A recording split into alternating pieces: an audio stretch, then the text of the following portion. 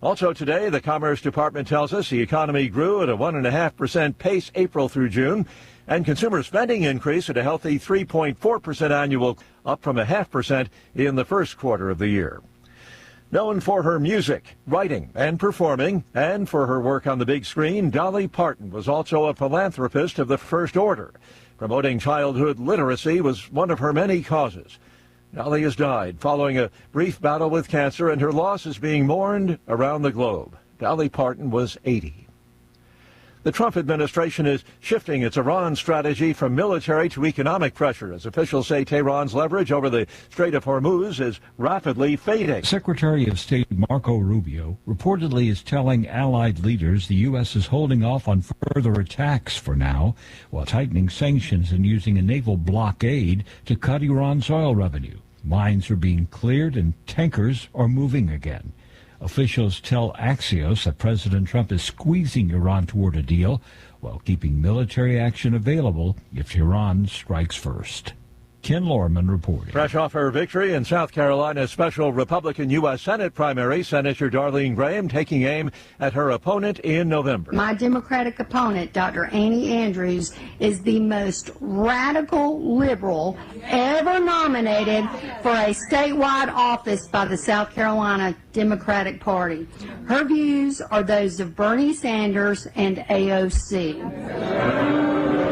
Darlene Graham endorsed by President Trump. On Wall Street, the Dow futures up 32 points. More on these stories, townhall.com. When it comes to our cars, those infotainment screens, turbos, advanced transmissions, and cameras are all great until they fail. And if your car is out of warranty, repairing them can cost thousands. I'm Danica Patrick. If your car is less than 20 years old, no matter the mileage, make sure you're covered for auto repair bills with an auto protection plan from Endurance. They've paid out hundreds of millions in claims and help drivers with plans that cover engine, drivetrain, electrical system, transmission, and more. Endurance gives you straightforward claims processing and direct payment to your certified mechanic. And your rate won't go up no matter how many claims you file. When your check engine light comes on, don't ignore it because you're worried about a big auto repair bill. Call Endurance and choose the plan that's right for you. Act now and get 1 year of elite benefits, a $2,000 value, free. For your free quote, call 800-292-8705. 800-292-8705. 800-292-8705. Coverage varies by plan. View contracts and exclusions at endurancewarranty.com. China has a growing problem with prescription drug abuse among its kids. Desperate to cope with grueling study hours and strict elimination systems, young people in China are increasingly purchasing cheap pharmaceuticals online and taking large doses in the hope of numbing the pressure. The country's Narcotics Control Commission has warned that the misuse of pharmaceutical drugs is surging amongst minors, and it's taken steps to limit their access to certain medications without a doctor's prescription. But each time regulatory bodies clamp down on one pharmaceutical, teenagers pivot to another drug, making it a difficult problem to target. The BBC's Laura Bicker. The roller coaster ride continues. Oil prices, which have been up and down since the start of the Iran war, are falling again. Overseas stock markets have been higher amid fresh hopes for a resolution of the standoff over the Strait of Hormuz. News and analysis at townhall.com. GoBot Go, setting a new 100-meter sprint record. It happened at China's World Humanoid Robot Games in Beijing. The time was 8.86 seconds, beating its robot competitors and the fastest recorded human time from Usain Bolt. Experts are amazed to see such progress in the humanoid robot industry. Robotic engineer Li Zhande says we don't aim to compete with or surpass human beings. What it does well is taking part in children's education, being a teaching assistant, playing with children, and helping children accept and learn about robots. The record-breaking robot fell after hitting the finish line, a padded barrier, with sparks flying from its waist. I'm Ed Donahue. Evacuations have been ordered in rural Texas, where a wildfire has quickly expanded to cover more than 78 square miles. It erupted yesterday in a lightly populated area in north central Texas. More on these stories, townhall.com.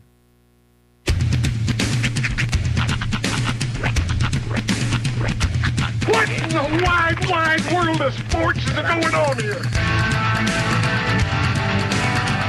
I promise you, whatever scum did this, not one man in this force will rest for 1 minute until he's behind bars. Now let's grab a bite to eat. Yeah, come on. I feel the hot wind on my shoulder and the touch of a world that is older. I hit the switch and check the number. I leave it on and then I slumber. I hear the rhythm ringing through it. Flamenco guitar and cumbia music. I hear the talking of the DJ. The travel listen, what does he say? I'm on a Mexican radio. I'm on a Mexican world radio. Broadcasting live from high atop the J.P. White Building in downtown Roswell, New Mexico. It's Mornings with Mike Winters on 106.5 Roswell's Talk FM. Is that what I sound like when I talk? Now, here's your host, Mike Winters.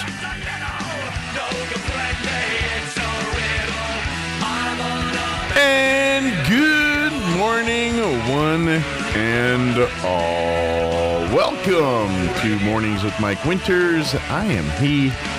That would be me, Mike Winters. Happy. Well, I wouldn't say so happy. But it's Wednesday, and everyone's all, kind of thinking of Dolly this morning. What? The music's all. It's fixed now. It's good now. But it was just very odd for a second. It was like it does that thing that like the news does. Oh, the internet stretches out. Yeah. Yeah, it was digitizing. Yeah.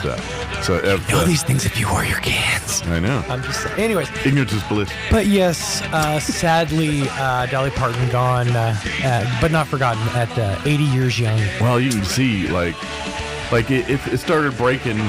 About lunchtime yesterday, a little after lunch maybe, and by dinner time it was kind of, and now this morning you can't turn on a TV, turn on a radio, open up a phone without seeing something about Dolly.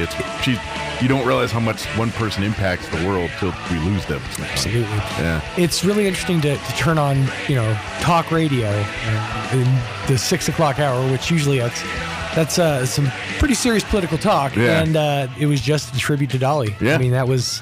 Yeah, this is a big one today, and I get it, because we all... I'm no different. I just got to thinking, it's like, I cannot not remember a time in my life where I don't think of Dolly Parton or know of her work or whatever. Right.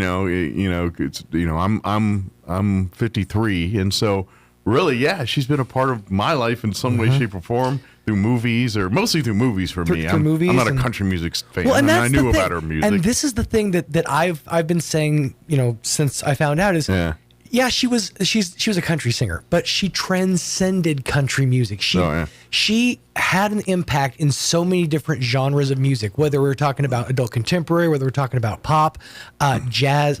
She had an impact on all of these genres. Well, there's people, and I'm not trying to besmirch anybody or nothing, but we have people they talk about like Michael Jackson, the king of pop. Sure. And yes, there's people that, iconic, they walk in a room. To be honest, Dolly was that, but without the of it. Like Dolly had the ability to be as iconic of that, but humble. You still walk up and give her a hug. Exactly. You know what I mean? It was so crazy. She was a very humble person. That's why, of all the tributes I kept seeing being posted up, I'm like, if I'm going to post up a tribute, it's going to be David Letterman's top 10 list, because I saw that years and years ago, and it's always been kind of in the back of my head. Is her number one Dolly Parton pet peeve is nobody ever notices I got a great ass too. She was just funny. Yeah. She was like, she had a light about her. She was delightful, and the other thing is, she 9 years ago, she started Dolly's Imagination Libraries. And she's been putting books in the hands of kids. And the reading is one thing, but it's the books that she sends out are affirming. They teach kids that while the world is a gigantic place, it's a lot easier to digest if you have people around you who care and who love you. This is the thing I think we're going to find out over the next couple months. Mm-hmm. And I'm already seeing stories. Yes, we know about the library thing, but my understanding is she gave out so much money to things quietly, didn't say nothing. Like there's like a community that needs books or needs a music program. She just, boom, gives them money to do. and she always did this stuff anonymously and things like that. So yeah, she was a real, saint is the only word I can say. No, absolutely. She was a saint. I heard somebody say last night, and this is the best way I've heard it put. Dolly she could have been a billionaire. Yeah. She could have just sat back and let her money make her money. But instead, she took her money and used it for good. She did good with what she had. Absolutely. And it's and by the way, I don't want to go. I do have a show. We're going to play your interview with Brian talking about Nancy, another pretty special lady, Nancy Lopez, and coming to town for the school dedication and the highway dedication, the dinner, and all that stuff. Highway dedication. But everyone's talking about like their favorite shows, movies, and obviously, the Steel Magnolia, the 9 to 5. These are two of the top. And this is the one that's my favorite. And it was not a hit, I don't think, but I loved the movie. It was called Rhinestone. Oh. And I don't. Do you know this movie? I vaguely do. This was one of my favorite. It has a New Mexico connection. Okay. Rhinestone or rhinestoned? Rhinestone, like a rhinestone cowboy. Well, because I wasn't sure if you were. But the movie's called Rhinestone, and it was starred Dolly Parton and Sylvester Stallone. Okay. Oh, okay. And Stallone is like this city dude that comes. It looks like they cut him out of a Rambo poster. Oh yeah, it's literally and Dolly turns the city slicker into a country singer, basically. Okay. But here's the New Mexico connection. Dolly's dad or uncle, I don't remember what the relationship was in the movie, is Richard Farnsworth. Oh, okay. Who many know lived at Capitan up there, had his ranch up there. He was in, of course, Oscar nominated for The Straight Story, but he was in The Natural, the Benji movies. Farnsworth, he was in a bunch of stuff. Anyway, he played her dad or uncle or something in that movie. But it was a bomb, I think, at the box office because everyone was like, "What, Stallone? Yeah. You look ridiculous." It's a really good movie because by the way, I love the movie. It's now granted, if it wasn't Dolly in it, it'd probably suck. But Dolly makes it a good movie. I'm telling you, it's a good movie. There's a very good chance I could have been a part of a viewing of that movie without knowing it because it came out 2 months before I did. Ah, okay. Yeah, June 22nd. That came out August 7th. Okay, 1984. So. There you go. That's my connection to it. But I got to say 9 to 5, and I know it's cliche. Sure, it's a great movie. Cliche, but it's just that shows the range and the humor side of Dolly. I think the best. Yeah. I can't, in good conscience, say Steel Magnolia. I honestly never seen it. I can't justify. Yes, I know I'm a fan of The Notebook, Mike, but there are some lines that I have to draw. Okay, good for you, man. Beaches, Steel Magnolias, can't go there. Sorry, I'm afraid of what's going to happen to me if I do. Okay. Good for you, man. I didn't say a word. I don't know if it's good for me. I think it's more I'm putting up a barrier. You know what? Pull back the curtain. I think I've seen parts of Steel Magnolia, but I've never sat from. Yeah. I did see the play. Like somebody locally did the play, and I went and so I missed the Dolly version, but I did see. I would put Fried Green Tomatoes in that category too. Yeah, I've never seen that one either. I've viewed at it, but I've never seen it. I've never seen the Sisterhood or the Ya Pants or whatever that thing is. The traveling. I think I just combined. Never seen that one either. Yeah, I think I combined two movies. The Ya Sisterhood. yeah. I haven't seen neither of those movies. Right. Yeah. Nothing about no sisterhoods. Crossroads, not going there. It's a crossroad too far for me. I never saw. Now the Notebook I did see because of you, I think. No, I don't think I'd never. If you saw it, sir, it was of your own choice. Because I know I seen it because I was mad when they at the end when they're dead holding hands and I was like, what? Spoiler. I always love that. Oh, come on! Yeah. That's fantastic. Maybe my wife made me watch it. I don't remember. That's the one I did see. Yeah, that's the only Nicholas Sparks thing I've knowingly seen. Oh, you've never watched Nights in Rodan? I have not. Anyway, let me get the hour going because, like I said, we're going to replay. Rest in peace, Dolly. Is what I'm trying to say. Yes, but if you've not seen Rhinestone, I liked him. I love that movie. Matter of fact, I'm kind of like I want to go see it. I'm gonna try to track it down. And like I said, if you want to, it's actually a good movie. Despite it's probably horrible Rotten Tomatoes and all that, I liked the movie. It was a good movie. So let's see. You can view it on. Give us the rundown. All right, I'll do the rundown here. I imagine it's got to be on Freevee or something. Right. Tubi. But Brian Luck joined us yesterday to talk about the Nancy Lopez weekend. We're going to play that interview for you here in just a few minutes. Amy McVeigh-Tejas is going to join us in the 8 o'clock hour from the Historical Society for Southeast New Mexico. She wants to talk mainly about Guy Penrod concert coming up in December. That's right, Mr. Dreamy coming himself, ladies. Guy Penrod, and he's back. And so we're going to talk about that concert there. And then Don Weld, wearing his American Legion Post 61 hat, is going to join us in the 9 o'clock hour to give us an update there. Most of them are all heading to national convention in somewhere east. I don't remember where. But anyway, they'll join us in the 9 o'clock hour. Matter of fact, I think Don's going too, but like tomorrow or something. But anyway, he's got an interview to do first. That's right. You can watch Rhinestone for free on the Roku channel with ads. Okay.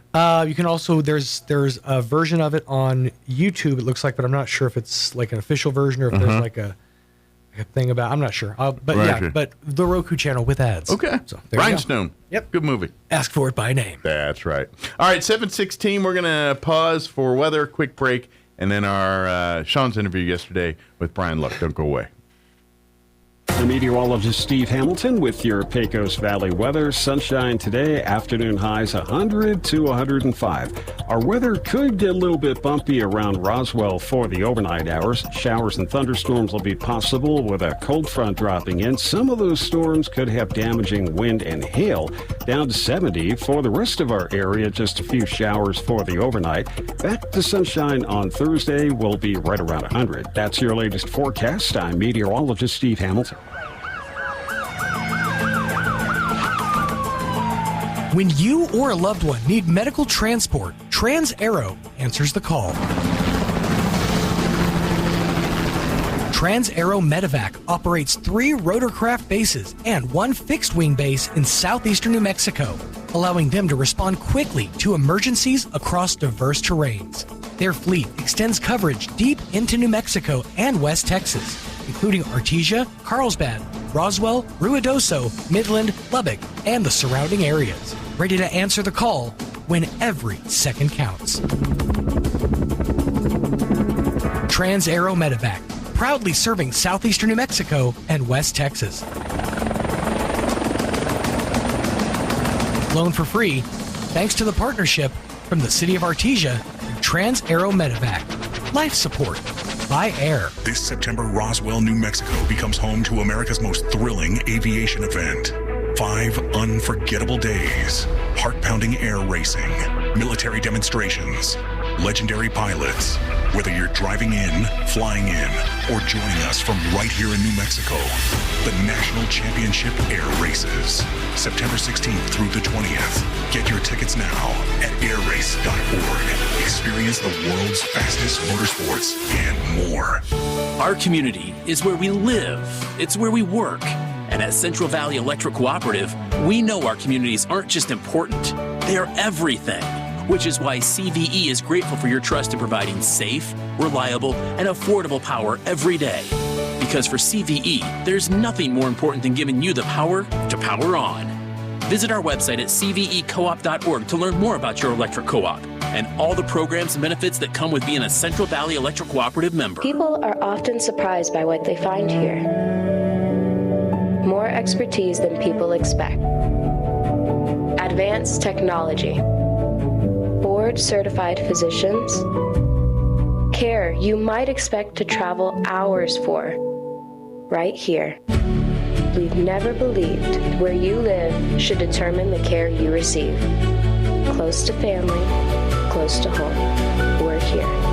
Artesia General Hospital. Hey, Coyote and Rocket fans, the Tate Branch Fan of the Week is coming to your team. Here's Jason Dunn to tell you all about it. Hey guys, it's Jason Dunn over here at Tate Branch Roswell. Guess what? We're bringing Fan of the Week right here to Tate Branch Roswell for Roswell High and Goddard.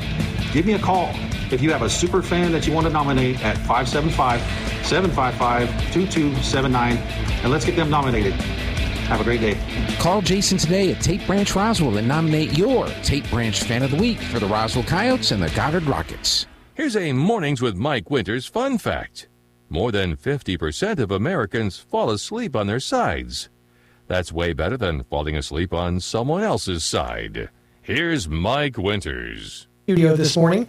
Superintendent of the Roswell Independent School District, Mr. Brian Luck, wearing a slightly different hat this morning. Yes, sir. Hopefully we'll be having Miss Diane Taylor join us here in the next few minutes. But in the meantime, we are chatting all about the great Nancy Lopez. That's right. We're getting excited because this is going to be a huge event.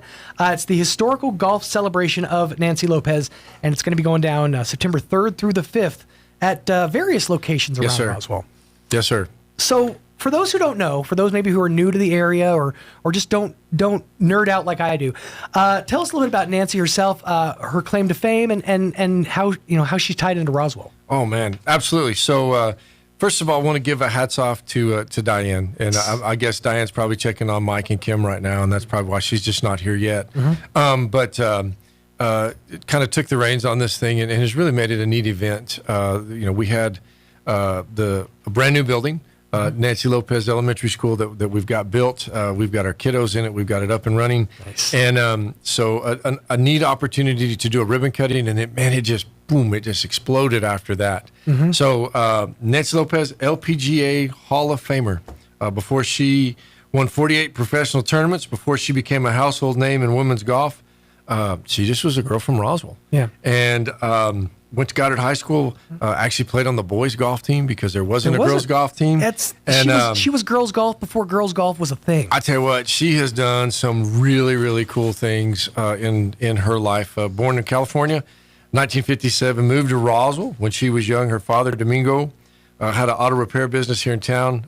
That's a little before my time, and I'm okay with that. And then just really put women's golf, Goddard High School, on her back and ran with it. So really excited to just bring her to town and give her some homage. Absolutely. And honor what she's done. I had to chuckle. The last interview that Mike had with Miss Diane, she mentioned Nancy's father, Domingo Sunday Lopez. I'm like, that's his nickname, but I always love the idea that you could just have your name in a different language and that's your nickname. That's awesome. That's such a cool concept. Like, I want to be Sean Juan Smalls, Okay, let me write that down. Just jot that down. I'm going to jot that down. See if we can get that on a placard. But absolutely, like we said, took up the clubs and made ladies golf a thing before it was ever even a thing. And that's such a visionary thing to do.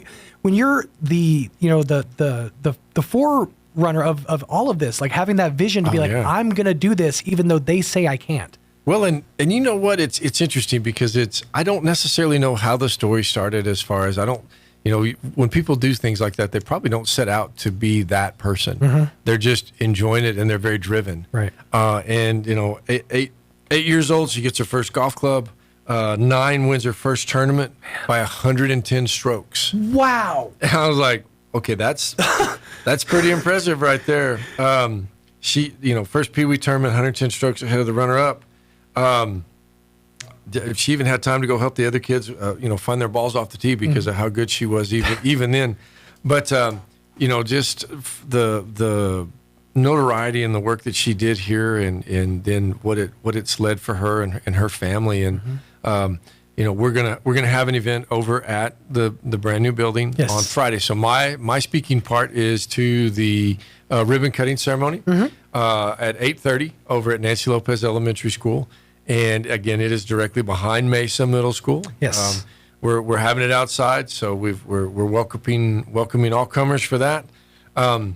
Just a beautiful facility, by the way. If you haven't been by to check it out, and at some point in time, we will have an open house where we can get people just through there.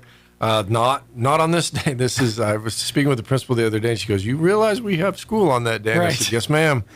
So it's all outside, and then at 1:30, we're going to have more of a private event for some of our athletes and Miss Lopez over at Goddard. And we've got a couple other young ladies that are going to return. Young ladies, I say that because they're younger than me and had the opportunity to be a teacher and a coach when one of them was at Goddard. But, it's just such a neat thing. 12 years old when Nancy won the women's amateur championship for New Mexico. Went to win the state championships multiple times. Just that's unheard of. It's when you're, like I mentioned, when you're, coming into something, you're a female in a completely male-driven sport. You have this mindset of, and like you said, she was just taken up and taken to a game that she liked, but you kind of have to have this mindset of, if I'm going to hang with them, I've got to not only be at their level, I have to be better than them, because if I'm not, they're not going to accept as good as they are. So that's sort of that mindset, that mentality that, when you get into competition, once you found your stride and you found your, the way you play your game, you get into the tournament mindset, and then you think, well, if I'm going to do this, I have to be head and shoulders above the competition. Well, and the neat thing about it, we were looking through some archives, and the internet is, can be your friend, it can be your enemy all at the same time. But sure. Just a cool YouTube search that just said, hey, old videos of Nancy Lopez golf. Mm-hmm. And we were, bam, you get the first tournament, and you get I can't remember which one it was that we were watching, and her dad and her mom are there. And they come out on the green, and you could just see the culmination of years and years of work. Mm-hmm. But then you get to think about it, and you're like, that's not, 12 to 21, that's not that long. And what a neat foundation she laid for herself. The funny thing, so I was doing a little bit of work here, getting ready for this, and the two other ladies that we're going to honor up at Goddard as well. Both of them remarked about there was a sign in the Goddard cafeteria for years. I mean, whenever I went to Goddard, it was there, and then whenever I got up there as a teacher, it was still there. And Nancy Lopez ate here. And so, wow, I think a lot of the kids that, a lot of them are like, well, who is that? But you go back into the mid 70s, and she's on, ABC Wide World of Sports. That might be a little bit before your time, but I remember. and you're watching her play golf, and you're watching her win tournaments, and she's on the cover of Sports Illustrated and Golf Digest, and she's, when the articles are so numerous, you can pick anyone and make it a thing. Having a sign like that is a really cool opportunity, because if you're in the know, you can take it, you can enjoy the nostalgia of it. If you're not, you're in for a treat. Yeah. Because we're about to open up a rabbit hole of an amazing story, an amazing career, and just somebody who never stopped driving forward, somebody who never stopped pursuing better. Right. Well, and it's neat because the tie-in down the road with Jurina and with JoJo, and how they both have springboarded from what she had laid the foundation for, and then Jurina actually was on the Solheim Cup. So we have a distinction of, I believe, according to Diane, the only school in the country that had two members of the Solheim Cup. Really? Come from the same high school. That's crazy. They're both. That's crazy. Yeah. So you're just like, what that is? That proves that there's something different about the program here. Well, and the neat thing about it, like for Nancy, I mean, hers was dad, and any time I've ever heard anybody talk about her, growing up here in Roswell, it's been something that I've heard, almost my whole life. You almost never hear her name mentioned without her dad. Right. And I think that is so cool that, that connection is just so deep, and it's embedded. When you're a little girl, I'm not speaking from personal, experience, but I got to imagine, and this is how I experienced it with my daughter. When you're at that young age, you want to be a part of your father's life. You want to be as much like him as you can.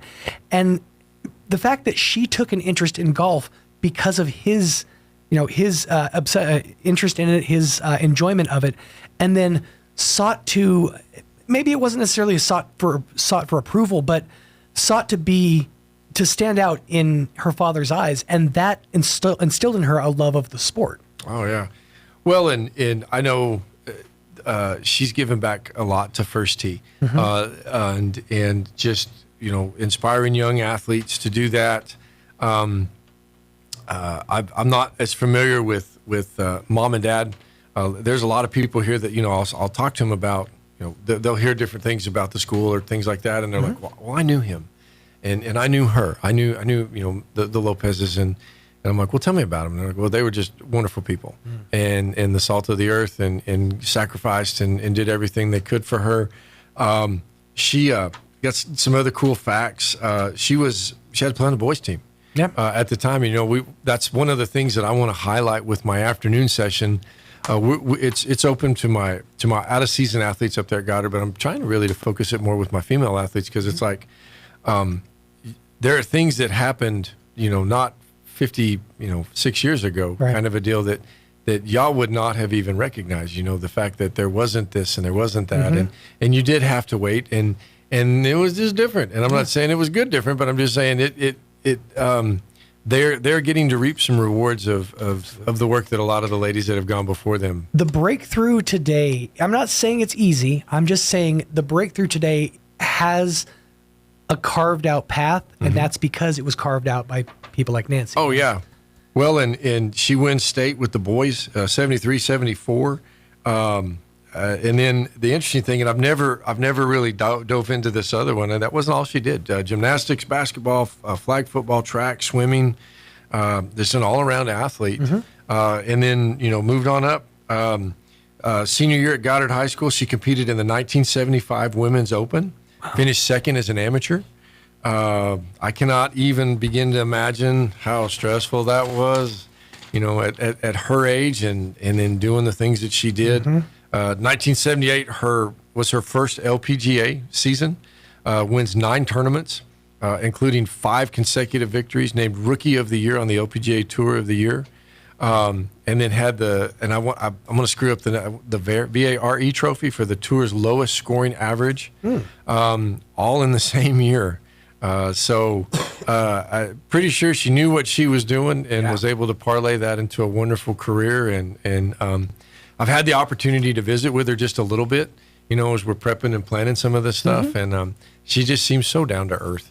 I mean, what a neat lady. Absolutely. Looking forward to meeting her. And I still have it in kind of the back of my head, but I'm still blown away by, I can't imagine how, and I've watched rounds of golf and seen how low, or so to speak, the score is, and how much of a difference, how much of a gap you can have between players. Having a gap of 115 strokes over somebody, that's insane. Yeah. That's an insane amount of overhead that you've achieved over somebody. That's crazy to think about. Well, it really doesn't even matter what age that is. That set the stage that there was something special there, Right. and that she had that ability. And the Nancy Lopez Golf Course at Spring River being named after her, the homage to that, and the some of the other things that I believe there's part of the relief route that's going to be named. Yes, and that's actually, I was going to mention that Thursday morning at 10 a.m., Thursday, September 3rd, 10 a.m., they're going to be dedicating the relief route, or the section of it, to the Nancy Lopez relief route. They're going to be doing that dedication at Highway 285 and the relief route, which is the relief route heading out towards Dexter. And they'll have some distinguished guests there. We'll have Nancy Lopez, as well as you mentioned, Drina and JoJo. They're going to have the famous Goddard High golf team, as well as the Roswell High Legacy team, who actually played with Nancy, and the Goddard High Legacy team and golfers. So it'll be just a great event to really celebrate history of the sport, and maybe see some faces that have gone on to bigger and better things. Well, it's interesting is like I said, the event has grown.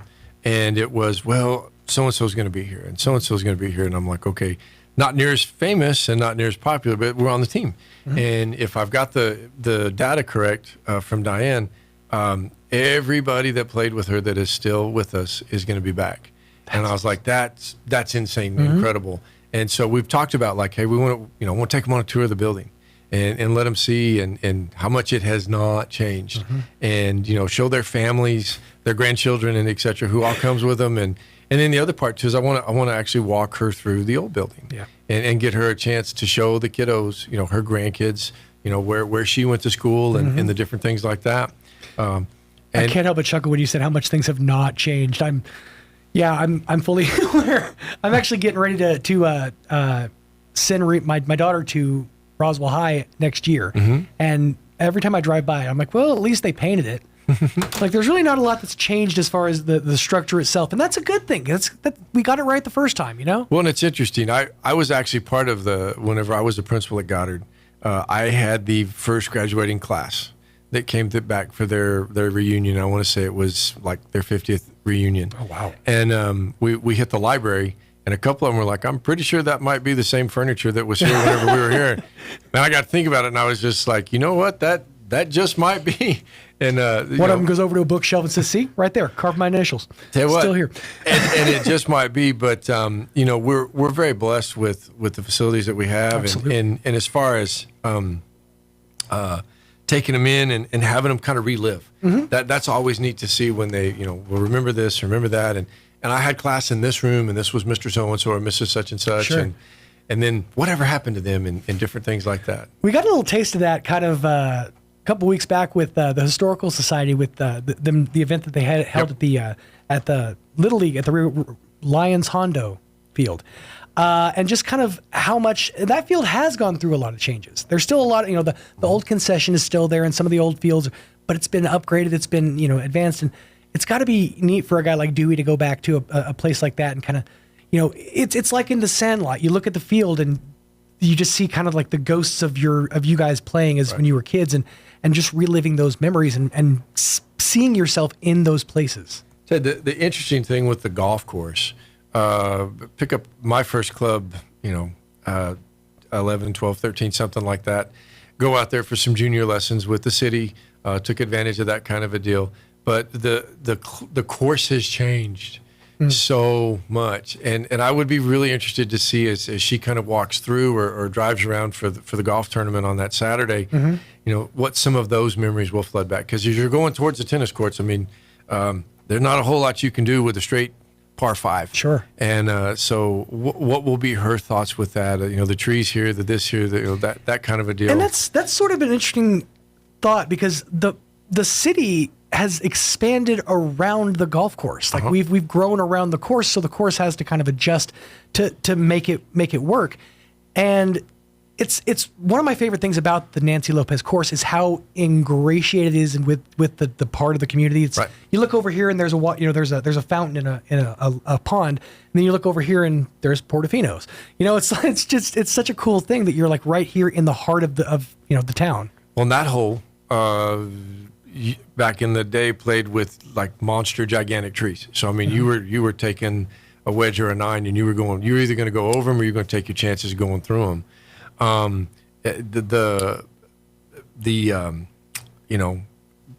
Going over there early in the morning before the pro shop opens up, and the fences at the time were so low, you literally just stepped over the fence.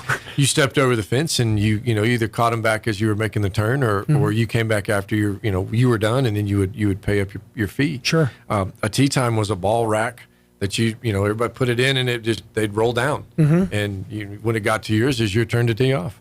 So I'm excited for that kind of a deal, and some of the memories that'll hit her with that, and with the Institute as well, and that how much that course has changed with Home Depot, because the holes that go off of Washington, they didn't exist. So it'd be neat to see, just kind of pick her brain on a lot of that. I'm probably giving away too much here, but I have a secret spot. Like when I want to just enjoy lunch by myself in my car, there's a parking spot right behind the Whataburger, and it's in perfect shade. It's right over in the corner. I can kind of be nonchalant, enjoy my Whataburger, not a sponsor, and then just sit there and kind of gaze out on the course, and watch them try. It's really a fun thing to do. So you're brave, because that also happens to be right next to the driving range. So you're a brave individual. I have yet to lose a windshield or a tooth, so I think we're gonna go off of that. But now, like we said, this expands over 3 days. We mentioned the dedication of the field the relief route on Thursday. As we have mentioned, they're going to have the dedication of the school at 8:30 a.m. on that Friday morning, and then that's going to be at 301 South Hinkle for those who don't know. Sorry, Ace Ventura flashed back in my head. Finkel is Einhorn. Then on later on that day, they're going to have the Legacy Golfers Celebration Dinner. The reception's at 5:30. The dinner is at 6, and that's going to be at the Roswell Elks Lodge. It's a ticketed event, $50 per person. And if you want more information, or if you want to get your tickets, you can contact Miss Diane Taylor. 575-420-9890 is the number to call. But get your tickets, because that's going to be another one of those trips down memory lane. You know, a lot of folks with a lot of memories, and even some of the rougher experiences on the course. I try to live by the mindset of the worst days I've had tend to make the best stories. Yep. And those make me interesting at parties. So, you know, these are the kind of situations where it's like you get to relive the good and the bad, but through that nostalgic lens, you know? Yep. Well, and I tell you what, the kind of a cool segue as far as with the legacy, you know, we're sitting here talking about, and we're referring to him as first names, JoJo and Jarena. Some people may or may not know. I mean, JoJo Robertson, and I believe she would be married by now, so I don't know that necessarily we're going to go by JoJo Robertson, but that's how I remember her. Sure. You know, early 90s, got her golfer, started at the age of 13, let's see, let me get this right. Competed as an 8th grader, 1990, 13 years old, qualified for the U.S. Women's Amateur Public Links Championship, youngest player in her field at the time. I had graduated, 90 was the year I graduated, so when she came in and played as an 8th grader, I had heard of her, and then for the next 4 years, you know, in the paper constantly, JoJo in the team this, JoJo in the team that, and 90, 93, 94, played under the tutelage of her mother, Becky, also a coach there at Goddard, one of the most successful, if not the most successful high school girls golf coach. Nancy Lopez was a you know, an idol of hers. Became a 2-time U.S. national champion. Left Goddard, went to Oklahoma State University. Won the U.S. Women's Amateur Public Links champ in 95 and 97. One of only 5 women in the history of the sport to win that championship twice. Wow. Played on the Curtis team, the U.S. Curtis team, and for America, prestigious competition against Great Britain and Ireland. Competed in 97 and 98, U.S. Women's and Amateur. Head women's golf coach at Texas Tech. That she's held that position since 2009. Oh, man. So when you think of JoJo and Andy, her dad, and Becky, and Greg, her brother, I mean, that's golf royalty here in Roswell. Absolutely. You know, you touched on something back there that people in Roswell are so passionate about the game of golf. But there's a good portion of the population that's very passionate about the sport of golf. And that all goes back to the fact that we have, and still to this day have, some of the best golf programs in our schools in the country. Yes. And that's what instills that you know, excitement, that anticipation, that, you know, ability is it all starts with having a good foundation. Oh, yeah. And we have some of the best here at Roswell High and Goddard, you know? Well, and the neat thing is, as a town, so we had the next lady that I'll talk about, Jarena, here in a second. She came back for an event a while back, and there were individuals that came back that had, you know, felt like they had a part. They had seen her on the course. They had supported her. They had, you know, out on the driving range, different things like that. And one of the cool things about the game of golf is, you know, everybody's competing. You get out there on the golf course, and you may get a little cutthroat every now and then, but you know, no one has cornered the market on the perfect way to do that particular game. Right. It can be the most beautiful and eloquent game, and it can be the most frustrating thing that you do ever. But you're going to go back because you're just going to try to make it better. And that's the other thing, is that you want to see the success of somebody, you know, after you. And if you feel like you may or may not have had a small piece to that, right, it really does kind of pull that community together. So, you know, we've talked and we've advertised this event. I've had a lot of people that I didn't even know, you know, played golf, and they're like, "Boy, I can't wait for that. I you know, that's so cool." And you know, a lot of people that had grown up hearing the name on TV and radio, and they're excited for that. So, and then the other piece to it for us is kind of connecting the dots with the kids, because I've got a group of kiddos that have not a clue. Right. And, you know, we're working on educating them and explaining to them, and not even so much for the fact of like the golf, but just somebody that went to your school has done some really, really cool things. Yeah. And you have the chance to do that too. Right. And, you know, there's ways to do it, and they've set a roadmap, and the roadmap wasn't go and be as dumb and as stupid as you can. The roadmap was, stay the course. Right. Try to do what's right. Try to take care of your grades and work. Mm-hmm. And none of these ladies was anything handed to them. Right. You know. Especially for women's golf. I mean, you're not only not handed anything. You are. There are hurdles put in place in front of you so that you will fail because they don't want to see you succeed. Well, and I got tickled watching those YouTube videos of sports in the 70s and the equipment, just the advancements that they've made, and as dumb as this sounds, like the golf shoes, and they can't be comfortable, but yet they're walking and doing all that work. So the last time that Diane was here, they had the folks from First Tee with them, and I don't know the name of the young lady that was with them, but they started talking about the difference in golf balls and how this young lady, she only specifically uses a very specific version of a Titleist ball. Mm-hmm. It's a Titleist, and then she listed off the thing, and she said it's specifically because it's bound differently. Mm-hmm. And these are the kinds of things that go through the mind of today's golfers. Oh, yes. How do I utilize the tech that I have to make my game better? Well, in video and playback and swing coaches, and Nancy's was her dad. And I would assume probably somewhere out there was someone with a camera or different things, but not an iPhone, and not being able to do that. And yet she was able to just accelerate absolutely her game, and then the game in general too. Then you come to Jarena, and she went through Goddard whenever I was actually there as a coach. I wasn't a golf coach, but she was there, and she didn't even pick up her first golf club till she was 15. Really? And just super athletic. And see, that seems like a more, now I know I'm not trying to say that it's inappropriate to pick it up at an early age, but that seems like a more age appropriate thing to do. You're like, oh, this is new, this is exciting. I'm not a prodigy, but I'm at an age where, this is where I can really build my skill. Yep. Well, and I can remember watching her play volleyball, wins a state championship in volleyball, just extremely athletic, and then just blossomed in the sport. Became a two-time Solheim Cup player. 2016 represented the United States in the Rio Olympics. Qualified for the Olympic team after tied for 8th in the U.S. Women's Open, moving her up to the top 15 in the world.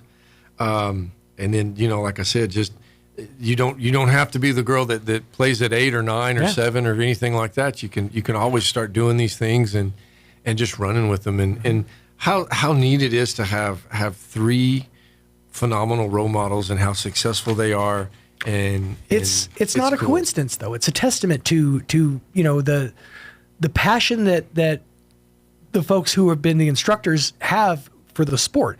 You'd mentioned that Nancy took such an inspiration from and learned so many lessons from her father.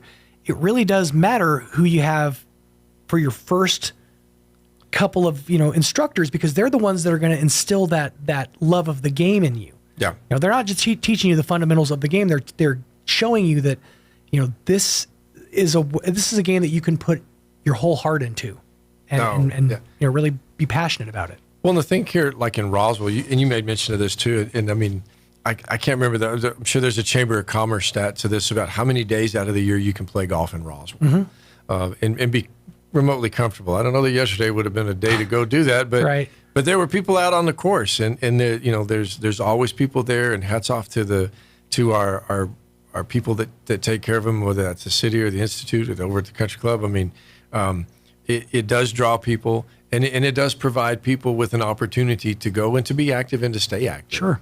So we're very blessed as far as the school district. We host our golf tournaments, and I get tickled with people that, how come they can't do any of their stuff on the weekends? And golf kids miss a ton of school. I mean, a ton of school. Sure. And we have to remind them, like, well, they're for profit, right? And when this is how we build champions, right? When we have a golf tournament, although we do have an entry fee, they don't quite make the same amount of money that they make on a regular day, but. You go by any of those places, and there's almost always somebody out there doing something, and the tournaments and the benefits that like the one that they had the other day for the Arm the Cancer Society. I mean, my most of my experience in golf is doing radio broadcasts at golf tournaments. And I got to say, not only, is the passion on display, not only is the love of the game on display, it takes a special level of strength to be able to start drinking that early in the day. I don't understand. I had just to see, I had like half of one beer when I was doing a broadcast one time. By the end of the broadcast, I was in pain. I was doubled over in pain from half of one. I'm like, y'all are some strong people. It's a special level of strength and dedication. Well, that's like an advanced course. No, I'm kidding, but. The cool thing, like with our kids, and I not even a good segue there, but when our kiddos do that, they carry their own bags. Yeah, absolutely. And they'll push them with the carts, and like you said, 18 holes. Golf used to be an exercise sport, and if you walk it, a long way. Yeah, long way. And when you think about how many miles, absolutely, these three ladies have walked. How many billions of golf balls they have hit to specialize their craft. And then the other piece to it too, and I do want to give a huge shout out to Miss Lopez is for being able to come back. She's moved on with her life, and God bless her for that. And but the graciousness to be able to come back and say, you know what, let's go do something cool. Right. And we've got most of her family, I believe, are back for this. We've got her daughters coming in and her grandkids coming in for this, and to get an opportunity for us to really kind of say thank you. Yes. And to do that with them, being a part of it as well. Really, really a neat thing. Looking forward to that.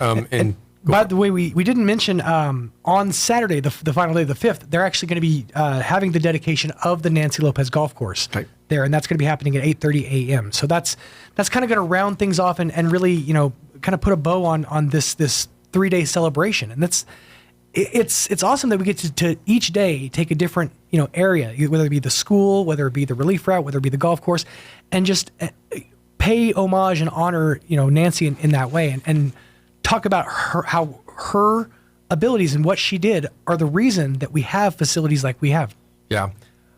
Well, and the elementary school was named a different name, and at the time the board comes up and says, you know what, we want to pay our respects here with one of our own, and a neat event. And I've got the sign. It's kind of cool. I have from the old elementary school. There was and it's heavy. Oh my gosh, it's heavy. It's bronze, and it's sitting in my office right now.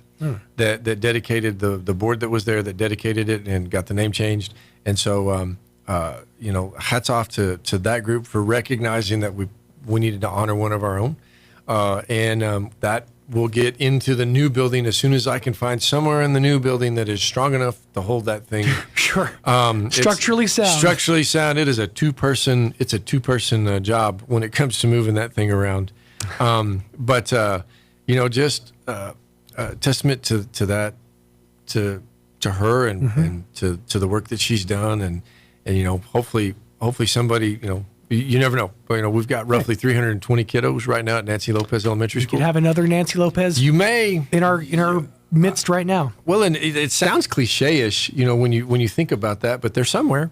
They're in a room somewhere doing something right now, and you just, as a teacher and an educator, that's something that we've always tried with our staff is, be realistic, but don't do everything you can not to squash, because once that bug has been mashed, it's a hard bug to pump back up. It's hard to put the cockroach back together once you break it down. It is, and hats off again to the first two organizations here in Roswell for the work that they're doing with our youth golf, and then let's take that one more too, because we just mentioned that every one of these other girls played other sports too, so the opportunity for us here in Roswell with the Parks and Rec and the organizations that we have where kids can get involved at a relatively low price. Right.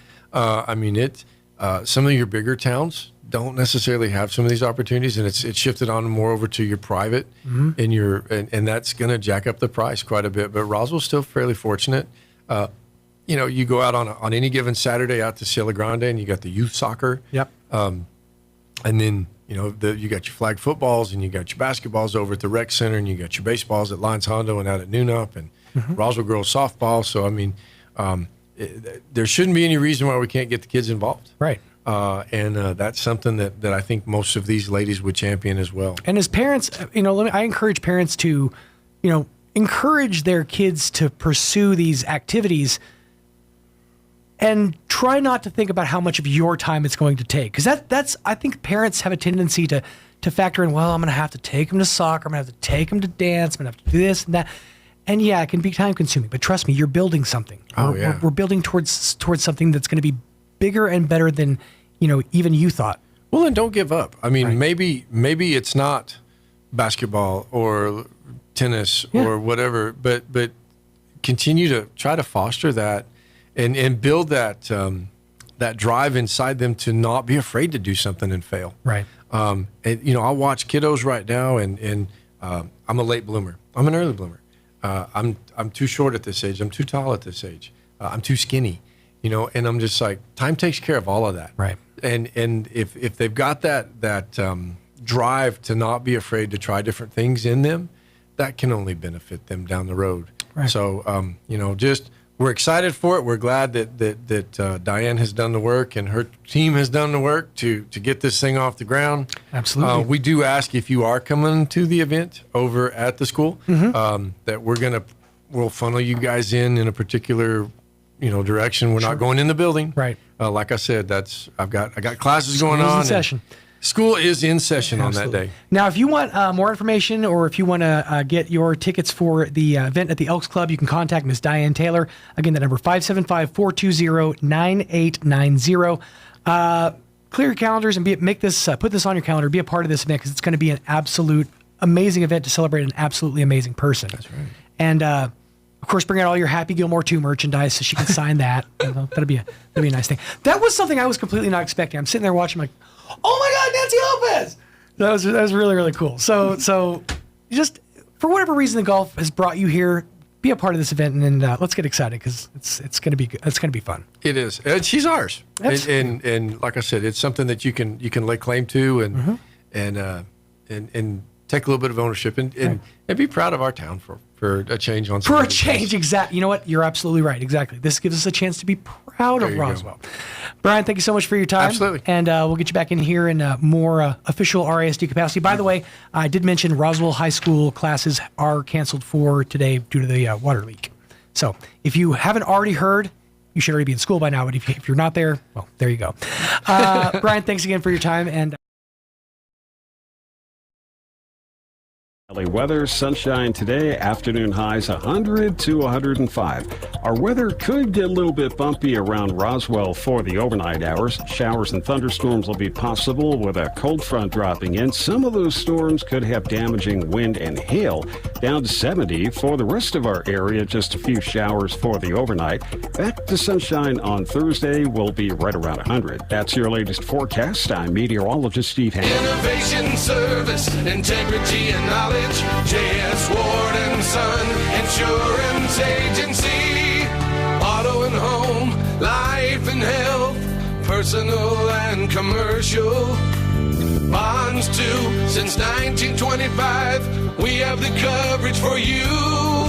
Innovation, service, integrity, and knowledge. J.S. Ward and Son Insurance Agency.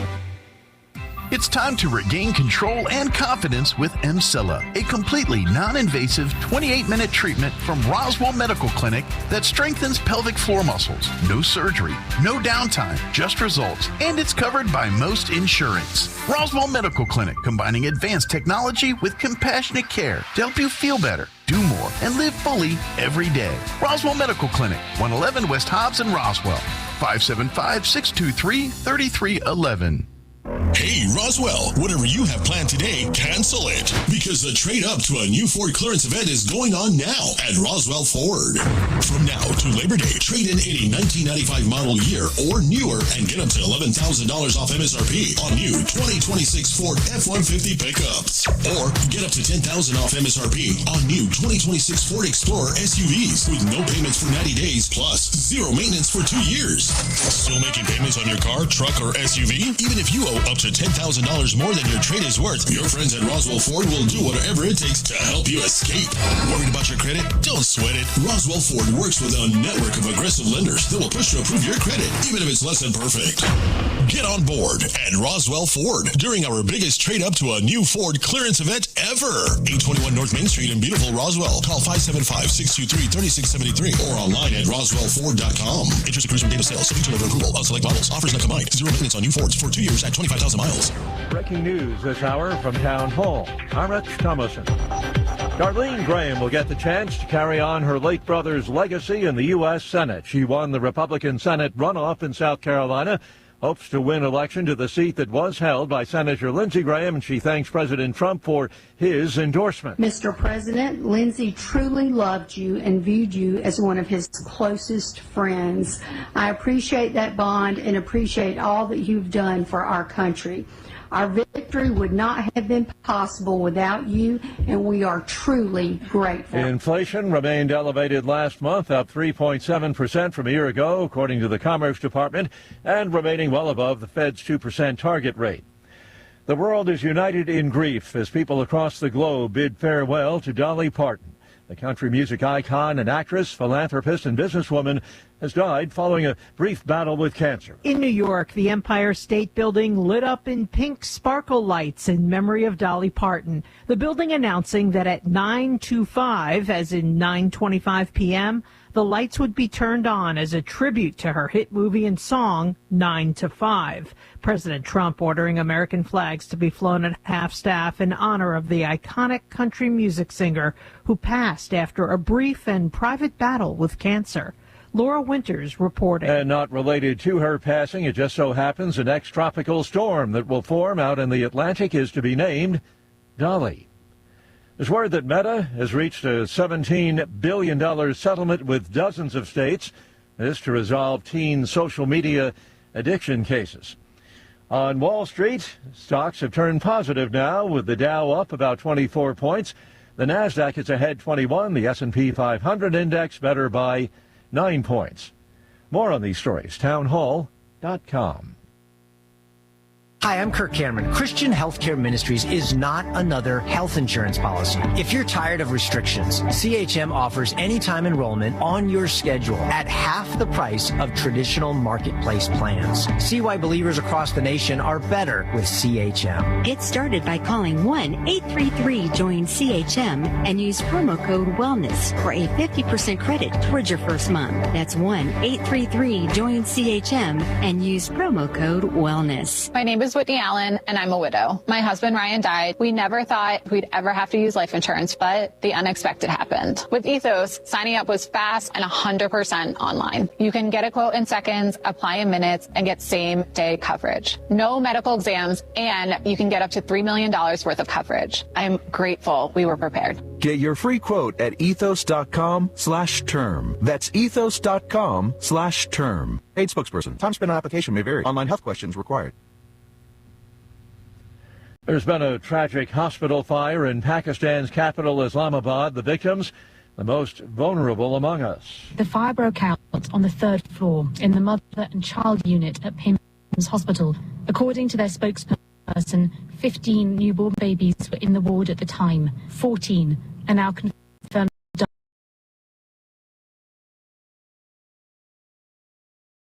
Officials say they are investigating. TV satellite vans now line the outside of the hospital's perimeter, waiting for news. Pakistan's Prime Minister has called the fire tragic and expressed his condolences to the families of the children. As for the cause, the BBC's Carrie Davis says speculation focuses on an air conditioning compressor. Rescue officials say it blew up inside the nursery. Iran and Oman say their top diplomats have met, discussing a phased approach to managing ship traffic through the Strait of Hormuz. News and analysis, townhall.com. What's in a name? The Trump administration says in this case, a lot. The Department of Justice is arguing that if President Donald Trump's name is not on the Kennedy Center, that donor money for renovations will dry up, leading to its closure. The debate over adding Trump's name to the center meant to honor John F. Kennedy has been ongoing. The center's Trump-aligned board recently voted to add the phrase restored and renovated by President Donald J. Trump. Democratic Representative Joyce Beatty, an ex officio member of the Kennedy Center, opposes these changes, citing violations of the Kennedy Center statute. The Justice Department says that without Trump's name, the center will face financial ruin. I'm Lisa Dwyer. A Chinese humanoid robot has set a new 100-meter sprint record of 8.86 seconds.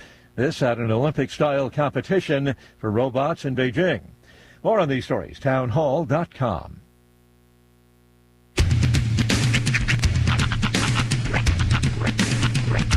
What in the world?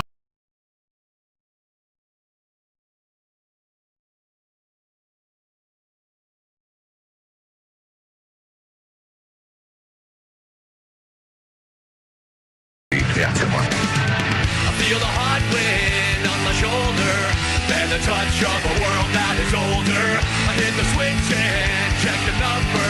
I leave it on and then I slumber.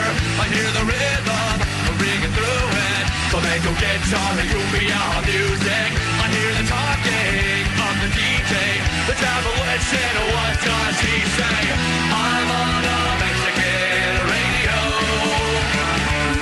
I'm on a Mexican world radio. Broadcasting live from high atop the J.P. White Building in downtown Roswell, New Mexico. It's Mornings with Mike Winters on 106.5 Roswell's Talk FM. Is that what I sound like when I talk? Now, here's your host, Mike Winters. And good morning. It is 6 minutes after 8 o'clock. Welcome to hour number 2. The Deuce. Of Mornings with Mike Winters, right here on 106.5 Roswell's Talk FM. Happy Wednesday, everybody. Hope your day is going well. Indeed. Loving this overcast weather. Yeah, it's kind of nice. There's a little rain. Take my mic with me. This afternoon. Take it for a walk. Take the baseline for a walk. It's fly. We've been fighting the last hour. I'm missing him by this much. I keep just missing him. I don't have proper fly fighting equipment here, but I'm trying. And this is one of those episodes that gets hotly debated online. Yeah. But one of the best, in my opinion, episodes of Breaking Bad is an episode just called The Fly. Nothing in the meth world happens, nothing in the family. It's literally Jesse and Walt in the lab, and there's a fly. And the whole episode, it's like a Wile E. Coyote-esque. Walt is just trying to get this fly, and it's slowly driving him insane. Yeah. Like he's literally like he starts crying at the end of the episode because he can't defeat of all of these kingpins that he's taken out, of all of these cartels that he's handled, he can't deal with this fly. Yep. It's like it's an internal struggle, and it's what they call a bottle episode where everything happens, it's all self-contained. It's good. I relate. Yeah. I get it. I'm in a human case of anger. But anyway, I was talking about the weather. Yeah, the weather, right. But yeah, they're saying tonight we got like a 20% chance, and they say if we get something, it could be severe. Ooh. And then we got a chance tomorrow night, too. How come we can't ever just have it nice? I know. Like, we're going to come through once a month, but we're going to make it hurt. And our rain chance is at 20%. So now, do I have to be that guy? Yeah, don't do that. Actually, that only means that 20% of the affected area could see precipitation. Well, that 20% could see severe stuff, but we'll see. But yeah, that's tonight. But today it's just supposed to be sunny and hot with a high of 100. Yeah, which 100 is better than 107 or 105 or whatever we've been dealing with. Yesterday I was seeing double digits, and I was liking. I mean, I know the weekend's back to the triples, low triples, but you know, for a couple of days in 97s, and I think that these clouds could definitely go a long way in blocking out some of that afternoon. Well, hopefully we'll get some moisture tonight. Maybe not severe in nature, but moisture. That would be I nice. just want rain that comes down this way, not this way. Yeah, not the sideways stuff. No, none of that. Big old fat rain. We don't need sideways rain. We don't need like 3 inches in 1 hour. You know what I mean? That's what we don't need. I know this is only tentatively related, but I read a thing the other day. I was talking about how this guy went to the Bubba Gump Shrimp Company, and he said, and my waiter came over and without provocation started doing the Bubba speech from Forrest Gump and reading off all the different preparations of shrimp, and then asked and took our order and walked away. And I never saw him again. Wow. And then a comments that said it was the restaurant saying, "Oh, that's a former employee who just comes around every now and again to mess with people." I'm like, if you worked at the Bubba Gump Shrimp Company, that is a prime opportunity to just bust out the speech. But maybe that's why he worked there, just so he could do that, like for a minute. And people are like, "That's all he can do, though. Like he stinks at every other facet of this job. He didn't even take down our order." But he knows the line from the movie, so we let him work it. I mean, you got to imagine if you memorized that line, you got to have a steel trap up here. That's not necessarily the case. Yeah. Repetition is memorization. Yeah, so. Yeah, it's kind of. But well, I mean, be honest, he should get a job in radio. Yeah, I mean, absolutely. I made a living by remembering stuff from all these movies. I am blown away sometimes at how few people, especially people who work in the service industry, have not seen the movie Waiting. Like that blows me away that there's a subset of people that have never who worked in service. Here's the problem. This is your old brain, and I'm the same problem with this. Waiting, that movie came out like 30 years ago. 30 years ago. It's been a minute. It had Ryan Reynolds and the kid from the Apple commercials. Yes, it's like 20. Okay, I'll give you 20. Like it came out in like 05 or 06. It had I was gonna say Zach Galifianakis. No, it had what's the other kid's name? The little kid, the man. He's like in his 30s, but he looks like it Cena? Andy Milonakis. Yeah, Milonakis. Yeah. Yeah, it came out in like 06, but still, it is the but 18-year-olds that are weights that age of 18 to 25, most of them I don't think that's not on their radar. If I may interject, you brought up Caddyshack to a teenager the other day. Yeah, just saying, just throwing that out there. And it's a golf movie, right? But there's if you're a golf aficionado, you want to watch things about golf. If I'm a waiter, the last thing I want to do is watch waiter movies. Well, I mean, if it came out, let's say if it came out like today, and I'm like, ooh, okay, but I'm not going to go dig the annals of history to go watch waiter movies. That I'll give you. But anytime I'm watching something and they reference a radio DJ or a radio station, I perk up a little bit. Sure. I get excited because it's like, ooh, let's see what their interpretation is going to be. But I mean, like waiters, cops, doctors, like there's 37 million shows featuring these professions. I've had those moments. Like, for example, one of my kids' birthdays. Yeah. I walked up to the waitress. I'm like, look, I've seen the movie Waiting. I understand you guys hate this, so you don't have to sing to my kid. But if you want to do the dessert thing, that'd be cool. And they're like, what is Waiting? Right. Yeah. Huh? It happens. It's a movie that scares all of us patrons into not sending our food back. That's what it is. Well, and I forgot that movie had Dane Cook, too. Yeah. There you go if you want a date reference. Right. Again, you're not helping the kids. I know. But and to the movie Waiting's credit, Waiting is a great movie. Still Waiting. Oh, God. and whatever came after that. Right. They couldn't even get Dave Koechner back. No bueno. They got the guy from all the Christopher Guest movies. Like American Pie, they had a good run. Like the first three? Exactly. American Pie, 1, 2. Okay. Up to the wedding one. I would say, well, did you ever see American Reunion? Yes. That was after that one? I think that was after Wedding. So 4 of them. I'll give them 4. Right. All of the base American Pie movies were good. Pretty much everyone that had the main dude. Jim. Yes. Yeah. I can't think of his name offhand, but yeah, Jim. Yeah. And the only reason I know that is because of the cake gag from American, Wedding. Right. Congratulations. I'm not going to do it. But, well, and to be honest, I keep hearing his dad going, Jim. But that's the problem with those movies is they viewed, the producers were like, okay, as long as we've got Eugene Levy, we've got connective tissue. Yeah. But it didn't work, though. But then when when the Schirmeister was like one of your main guys, that's when you're like, all right, you got to stop. Right. I heard was. he's a barista now. I know he's not in the industry anymore. Yeah. I don't know what. I heard he worked at a Starbucks. Like people often come up for pictures and ask him if they can get Shermanated. Yeah. I believe Amy is here. I saw her sneak in. Patiently waiting. Sneaky. But she will join us here from the Historical Society for Southeast Mexico. Of course, we got several events coming up, but we do want to focus on the Big Guy Penride concert coming up in December here. So she'll join us in just mere moments. I feel like when his parents were deciding his name, they were just looking around the room for stuff they see. It's Guy. Pen. Rod. Guy. Yep. Guy Penride. I know that's not how it works, but gosh, that name just breaks down so perfectly. Throw darts at things. Yeah, exactly. It's kind of the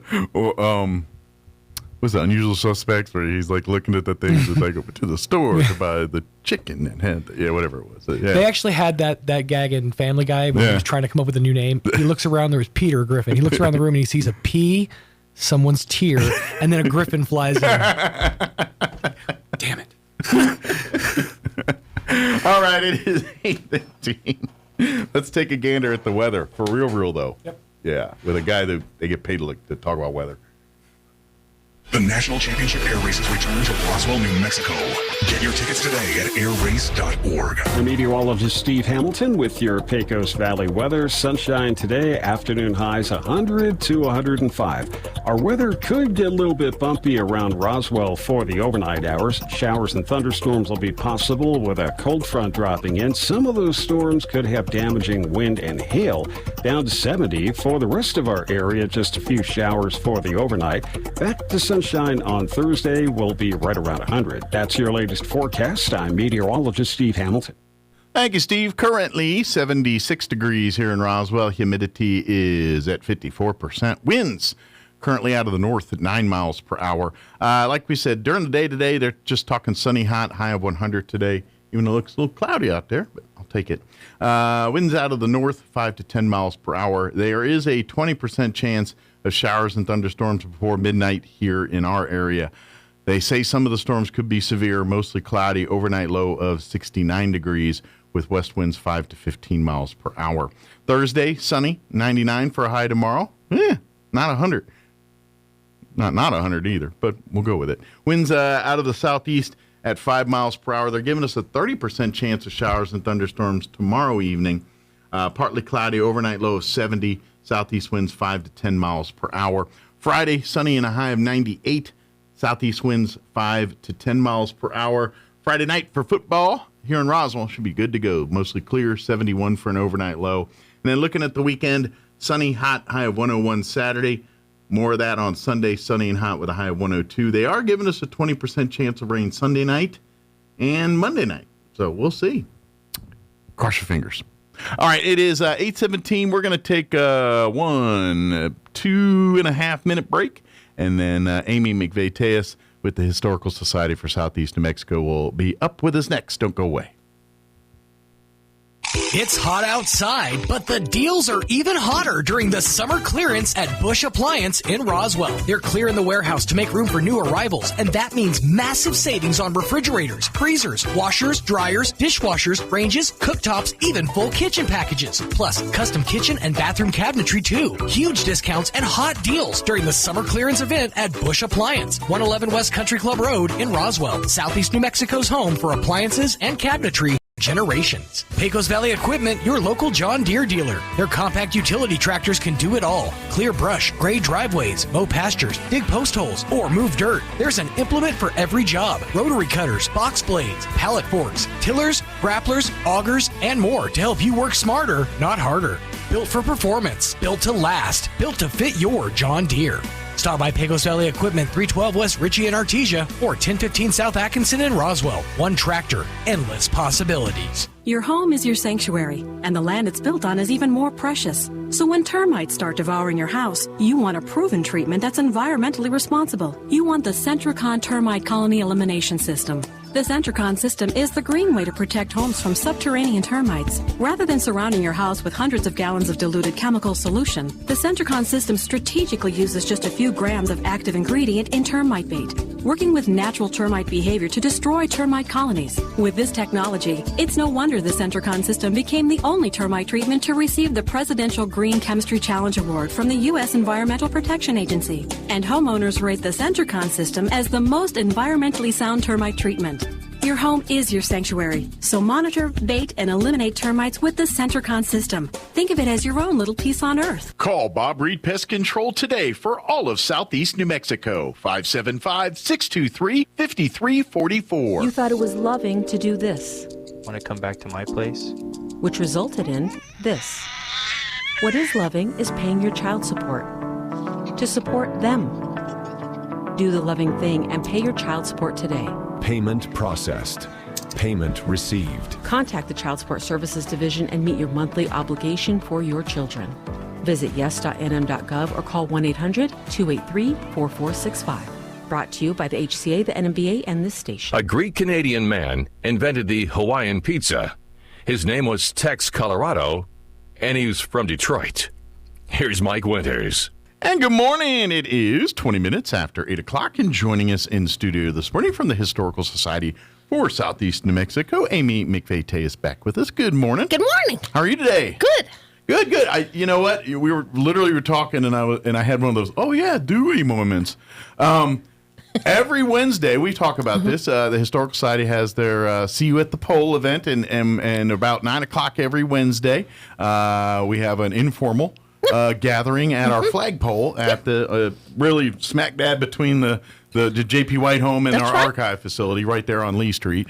And at 9 o'clock, we just say, come by if you want and pray with us about anything, nothing, or everything. Doesn't matter. And then and we usually get a kind of a group of regulars that come out every Wednesday. Sometimes some Wednesdays they're available, sometimes there aren't. And you know, that's the beauty of prayer. You can kind of do it wherever you want to. That's right. But if you want, we have our community get together every Wednesday, 9 a.m. at the pole, and it just so happens that we're about 30 minutes away from that. That's very unusual for me to be on here on a Wednesday. Last week we saw a Suburban driving up, and it was All Saints back in school, so they came to pray with us with their special prayers. Yeah. And I want to give a shout out to one of our great members, Marlon Wells. Yeah. Marlon Wells came a couple of weeks ago, and I think I mentioned, and Victory Outreach, if you want to hear some joyful music, as of recent, Mike, they might drop and have a joyful song at the end. They lead, and you never know where. Nice.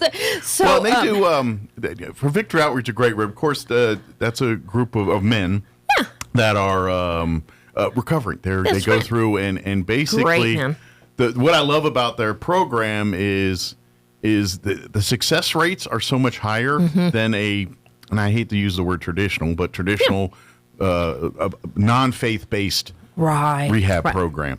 Whereas, and that's where it succeeds because they understand that you know, like a lot of these other groups, they'll get you off the drugs physically. But then they go back to the same circles, and at the end of the day, 99% of addicts, whatever it is, they're filling a hole in their life. Something's going on. There's things going on. The drug is the self-medication. That's right. And so this program really goes through that. And so great, man. They what is part of their program is they really do acts of service and things too. And so if you know anybody that needs like yards cleaned up, or you've got some folks that are not able to do these things, but you know maybe they're seniors or shut-ins or whatever those situations are, please reach out to the Victory Outreach folks and say, hey, I know a family could really use some help. Yes. And they'll be happy to send their guys out there to help out any way they can do and do what kind of stuff. That's what those kind of people great are. Service. And so they come out and they literally have come and helped the Historical Society do things. And a couple of weeks ago, Mike, they probably saved us thousands of dollars. No exaggeration. We had quite a few sprinkler issues. What's new? And they dug everything up and allowed our guy to come through. They are really. It's a great program. It really helps these men, and it really helps. They're really an asset to our community, and it's just a win-win, great thing. And so, come meet them, because like you said, they've been It's kind true. of being there on Wednesdays, I haven't too. heard. I know they've been out of town. I think they're going to be at the poll. But Okay. if you need more information please. about... I've had them on the radio many they're times. They're great people. Great. We're just thankful to have them as part of our lives. Yeah. That's for sure.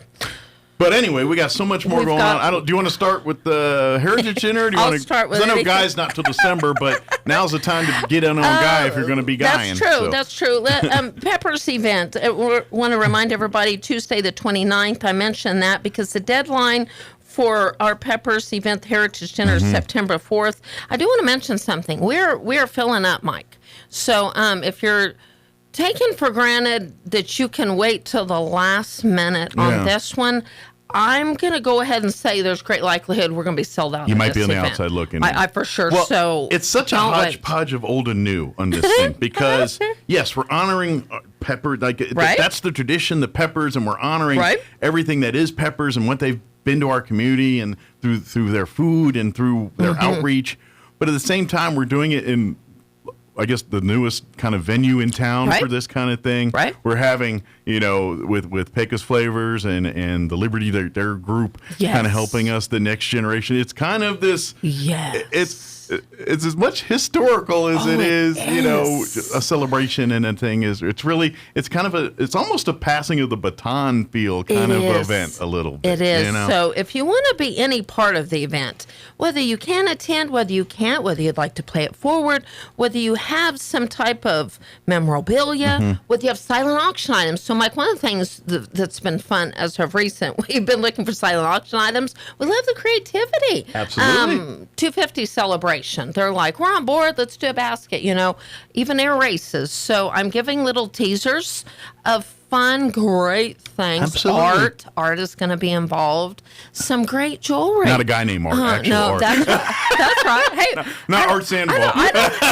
Although he wants to get involved, we'll get him involved. Art, if you want to get involved, come on. That's funny. I was just talking to Art yesterday. That's funny. So, hey, literally anybody that wants to be a part of this event, whether it's behind the scenes, whether you want to help make a donation, whether you want to pay it forward. So, Mike, just yesterday, I'll give a shout out to Jane Anglin. She just lost her mom. We've been memorializing her legacy. But she got home, Mike. What's the first thing she does? She sends a check, gives to pay it forward, and says, in honor of my mother, let's pay it forward. Jane has officially retired from being a part of the Historical Society for several years now. Yeah. That's really a name only. Yeah, she's still part of scholarships. Right. What are we doing? The only difference is she doesn't go to the meetings once a month because she doesn't live here anymore. What's going on, Amy? How do we need to help? Put on. Yeah. So she's an amazing human being. I just mentioned her name because I love community effort coming together to celebrate. Jane Anglin's going to be celebrating Peppers from Arizona. Yeah. We can do that. Absolutely. It can look like. So if you need more information, great menu, HTO's involved.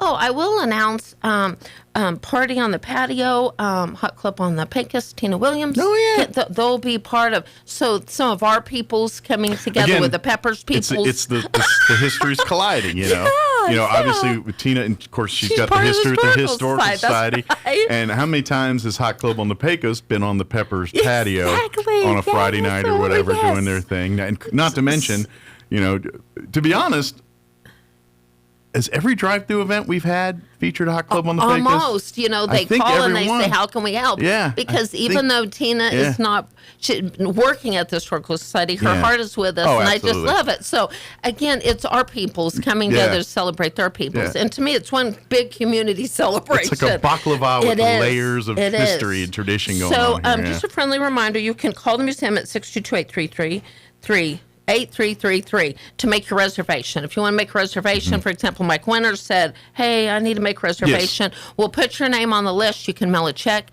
That's the greatest amount that we can raise without the credit card funds and, fees and everything. Absolutely. If you have any information, you want to pay it forward. If you want to sponsor a table, we're looking for some table sponsorships. We'd love to give back to our community, Absolutely. our volunteers.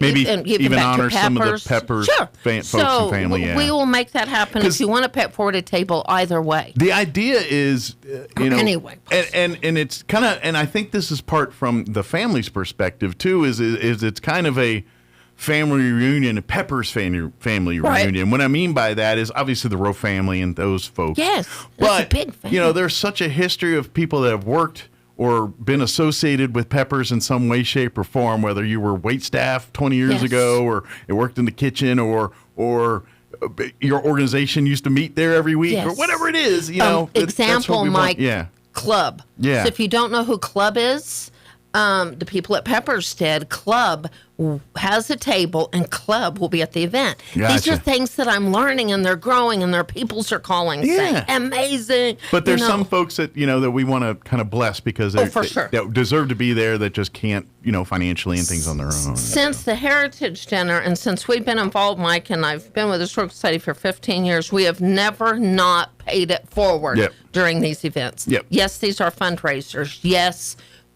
we find ways to partner with our community to celebrate our own, and whoever we're honoring peoples and our people. So, and yes, we use as a fundraiser to preserve the history, that archives facility this thing. Is our annual fundraiser. This is our charge, but also for education outreach when you have to keep that museum open, to keep the doors open there, to promote when we have our educational events, our different events we got, kind of like our Little League World Series events we just had here a couple weeks ago, things like that throughout the year. And thank you for mentioning that, Mike, because before we go any farther, from the bottom of our hearts, thank you. Thank you to everybody that came out on that Saturday and Sunday to celebrate. And we're not done celebrating, Mike. We're never done celebrating these men. They're part of our Legendary Locals brochures. And so shout out Little League Series. Mike, hey, Fear the Bow. If you don't know what I'm talking about, some female game is going on with the Little League World Series. So I'll just leave it at that. But if you want to be a part of Celebration Dewey Johnson books, Mike, we almost sold out, but we have more. So we can get more. Yes, we can get more. So thank you to everybody, Lions, Hondo, everybody, Emergency, Enrique. Thank you for partnering with Hot Dogs, 250, everybody that came out. Absolutely. Thanks. And like you said, Dewey there in his books, I'm so glad to hear that. But please, and this is where you appreciate where gentlemen like Dewey Johnson are the reason we still have the history. Yes. You know what I mean? Yes. Without gentlemen like him, I fear this team might be long forgotten. So, Mike, you know what I mean? Literally at the event on Sunday, this is the way men like Dewey work. Yeah. His brain was already rolling with what's the next project. Right. So, ladies and gentlemen, there'll be a new project. I figure. It's in the works, and it's really exciting. And yes, it's another great project. So I we think, never stop. Well, this is the thing where it's like we appreciate it now, but 50 years from now, I'm going to take a stab. I'm probably not going to be here, Dewey. You know what I'm saying? Right. But these men's legacy will be because of that, and that's what's so cool about that. So if you need more information about that, let us know, 622-8333. It is so ladies and gentlemen, like Mike said, Guy Penrod, it's coming. Yeah. So December 10th, mark your calendar. And guys, this is another one. We're going to sell out, Mike. Yes.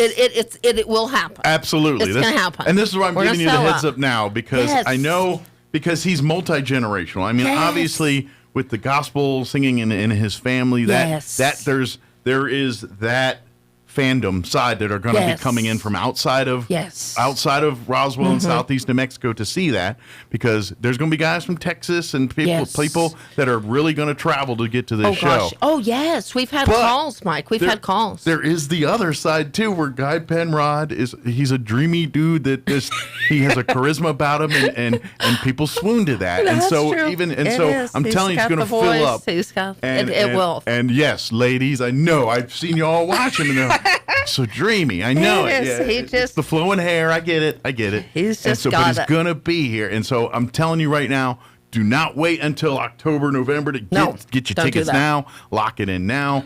December 10th, we'll be here before you know it. And so please don't delay. So Mike, we're already on the countdown. So as it is right now, we have sponsors. As it is right now, we have waiting lists. Mike, I'm already counting available Golden Circle tickets, because of the waiting list.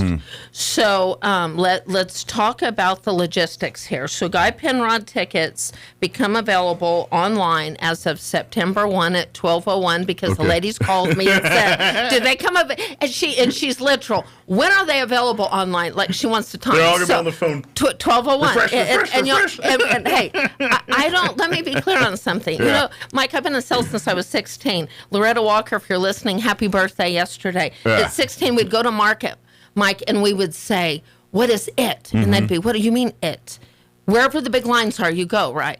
Guy Penrod has it. So, yes, we're going to sell tickets as of 12:01 on the 1st. I'm just telling you. Yep. But this is the way this is going to happen. If you want a Golden Circle ticket and you're listening, call right now. We will put you on the waiting list. They will be available. The only way you can get a Golden Circle ticket, because they're limited and we will sell out very soon, is to call the museum at 622-8333. Okay. We will house the golden tickets. I already have them on reserve, and literally people are coming to pick them up on September 1. Okay. Tickets will be available at Grace Community Church as of September 1. They'll only have general admission. And Grace Community Church hours are 8:30 to 4:30. And Friday, 8:30 to 12. And you can go right there. You cannot pay with a credit card while I'm thinking about it. Okay, pay cash or check? Or cash or check, Okay. yes, at Grace Community Church. So Okay. if you need to pay with a credit card, go to roswellnmhistory.org and do it online after September 1. You can also pick them up from the museum. But again, make your reservation. Call the museum and say, "Amy, we need 4 Golden Circle tickets." I'll put you on the list. That's no problem. That's what we wanted to do. They've been waiting for months, Mike. We've been getting the calls. So we have a waiting list. Yeah, once we have a waiting list. We got this locked down and confirmed over the summer here. Yeah, once word got out, everyone's like, "Ooh, Guy Penrod's back." I'm telling you this, and of course he blessed us. How many years ago was that? It's been 3 years. Yeah, So when it's he been 3 blessed us, and this folks, pull back the curtain. We're lucky because Guy Penrod Very has blessed. family in Roswell. We're very blessed. This Thank you, is Donna. the reason. Thank he's you, got Granddad. He's got Roswell Granddad. roots, so we are blessed to get him That's to right. come And Amy. and to sing and perform and preach, because he is a man of the gospel and he loves He is. and so He is. and I'm Grace Community Church was a beautiful, perfect venue for us. Oh, yes. And they've been yes, wonderful. So even if you can't get in on the Golden Circle seats, the general mission, there's not a bad seat in There's the house. not. You know, Yeah. somebody called and asked me, and we've said this many times. I've said this on the radio. I've been to Guy Penrod concerts in Lubbock. Yeah. Anytime you can be 10 rows or less from Guy Penrod, it's golden. Yeah. The worst seat in the house at Grace Community Church is a great seat for Guy exactly. Penrod. That's what I'm saying. It's great you'll- seats. You're not if you gonna... have any information, we're still working with sponsors. There's a lot that goes into this. By the way, if you want to sponsor or be a part of this, Oh, for sure. please reach out. I'll just yes, we've got great sponsors, and we'll announce them. Words can express how we're able to do what we do through Guy. And we appreciate Grace Community Church stepping up and for partnering with sure. us Yes. on this again and doing I everything. want to mention Guy. Guy's heart, his home is in Franklin, Tennessee. Mhm. I know right now he's mourning Dolly. Oh, I can I imagine, was just yeah. telling Sean, and if Donna or Amy are listening, my memory states when they opened Dollywood, I'm almost certain Guy was there when they unveiled it. I think he's saying there's connection. So his heart today, we're saying Guy's name in honor of Dolly and all of that. His heart is in country music. He used to sing in Tennessee. He still does so much. So I think we come together with people like Guy to honor the Lord and to let Dolly part of. So it would be important for us. Absolutely. Yeah. I'm sure. His heart is I'm sure in there's a Franklin. lot of. Oh, gosh, because Dolly yes. impacted everybody. Oh, yes. And I'm that's- sure they that crossed paths at family- Grand Ole Opry or gosh, something yes. somewhere at some time. Guaranteed Yeah. that family is such a large family. Absolutely. So, any information that you need about Guy Penrod, I don't think we've mentioned. So general admission tickets are $35. Golden Circle is $50. Somebody asked, what's Golden Circle? So if you have not attended a Grace Community Church, if in the past, if you walk in, there's 2 center aisles. So Mhm. those 2 center aisles, what we call the Golden Circle. Mhm. Somebody asked me how they lay out.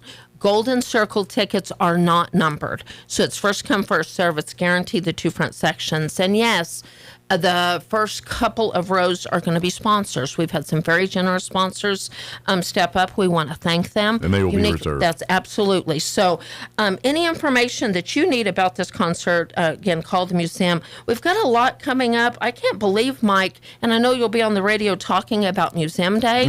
I want to announce. Tune in Friday. We'll have Caroline on. Yes. Yeah. One thing we'd like to mention, and John LeMay mentioned, and I just got a message from Jason that he'll be at the poll and he wanted to say hello to everybody.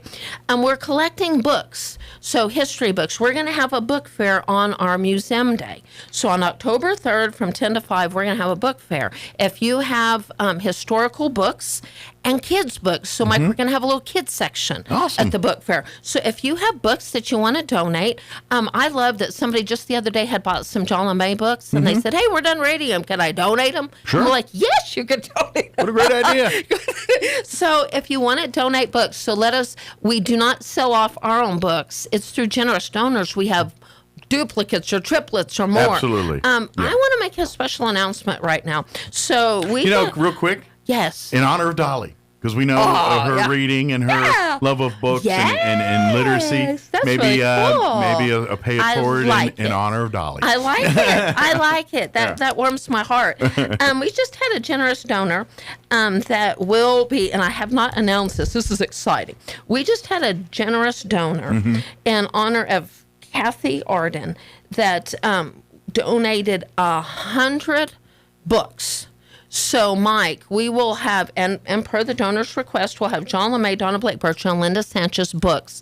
Mike, on Museum Day from 10 to 5, ladies and gentlemen, brand new books, each are valued at like $22. Mike, we're giving out 100 books. Oh, wow, cool. Mike, 100 books. On Museum Day. On Museum Day. So how is that going to work? You need to show up at the museum. You need to get your little card punch for Museum Day. But then also we want you to go to the Historic Book Fair. We're going to be handing out bookmarks. Bookmarks might have a golden star on the back. If they have the golden star, you're getting an autographed book. It's like a golden ticket. It's a golden ticket. Nice. And we will have Linda Sanchez, John LeMay, and Donna Blake Burchell there. They'll autograph your book, take your picture, and we want 100 pictures, Mike. We want 100 pictures. So that is part of our celebration of Museum Day. And mark that day, and we want you to be at every museum on that day because it's too amazing. Yeah, tune in this Friday. Caroline Books will kind of give us more of the skinny, but the gist of it is on that Saturday, our 8 participating museums at 7 different locations, if I remember right, because obviously the Museum and Art Center is not available yet. But you'll get a passport at one of those museums. That you can do it that day, except for the UFO museum. That's exactly right. That you can get in advance. That's right. But, get it in advance. And then you visit all 7 locations, all 8 museums. You're right. Participate. Get your stamp, your passport punched. Turn those in at the end of the day when you're done, because you register for big gift prizes and baskets and things. And then, like, in addition to the big prizes, each museum will probably be doing something similar, like the historical, have a little giveaway or some kind of event happening. Now, if I remember correctly, and I might be wrong, I'll confirm this with Caroline. Museum and Art Center will be represented at the Anderson Museum. Well, know what? Or are they moving? We were talking, it might be kind of like, where's Waltham? Okay. Where is the Roswell Museum and Art Center? It's not what you think it's going to be. Okay, and we love that Caroline. Tuned. Yes, some great things. And I'll just give a little hint, 250 is going to pop up somewhere, the Roswell 250 celebration. So we've got some fun announcements, and thank you to Caroline, and thank you to every single museum. It's an honor. To us, Museum Day is every day, Mike, 365, but this is a celebration, and we just want everybody to be involved. It's hard for me to believe, Mike, also, our holiday with friends is going to be right around the corner. Yeah. Oh, my goodness. I was looking at the calendar. And we're Halloween, Thanksgiving, Christmas, all of them are like a blink away. So I know we've mentioned it, but if people are listening, somebody called and said, Amy, y'all have a lot going on, so they were putting everything on the calendar. So, yes, September 29th is Heritage Dinner. Yes, October 3rd, like the next week, is Museum Day. Well, go ahead and mark your calendars for November the 21st. That's our holiday with friends. Yeah, we changed the hours a little bit. It'll be 10 to 5. We extended it. Perfect. This now this is this kind of cropped up the flooding and lost the convention center, that is around the time of the year of the annual holiday magic. Again, what has that got? 40 years of history or whatever. It's a insane amount of history, but it hasn't been in its true form in the last several years because of the flood. Things change. And since we've done this, the historical society has kind of hosted a mini version each year. And to be honest, it usually, I think if I remember right, the Liberty or some of the other venues also host similar things around on a different date. And visit them all. Oh, for sure. And by the time you visit them all, you kind of get a full holiday magic experience. I like it. See, it takes, again, a community effort, right? Yeah. But in the but that being said, our part will be coming up here in November, and we get some of your traditional, your pumpkin bread and some of the things that are staples at the holiday magic. Yes. We have a part of this Holiday with Friends event. It's an exciting opportunity. Again, 10 to 5 on that day. There's no charge. The museum will be decorated for Christmas. Yeah. Great. And we have some new attractions.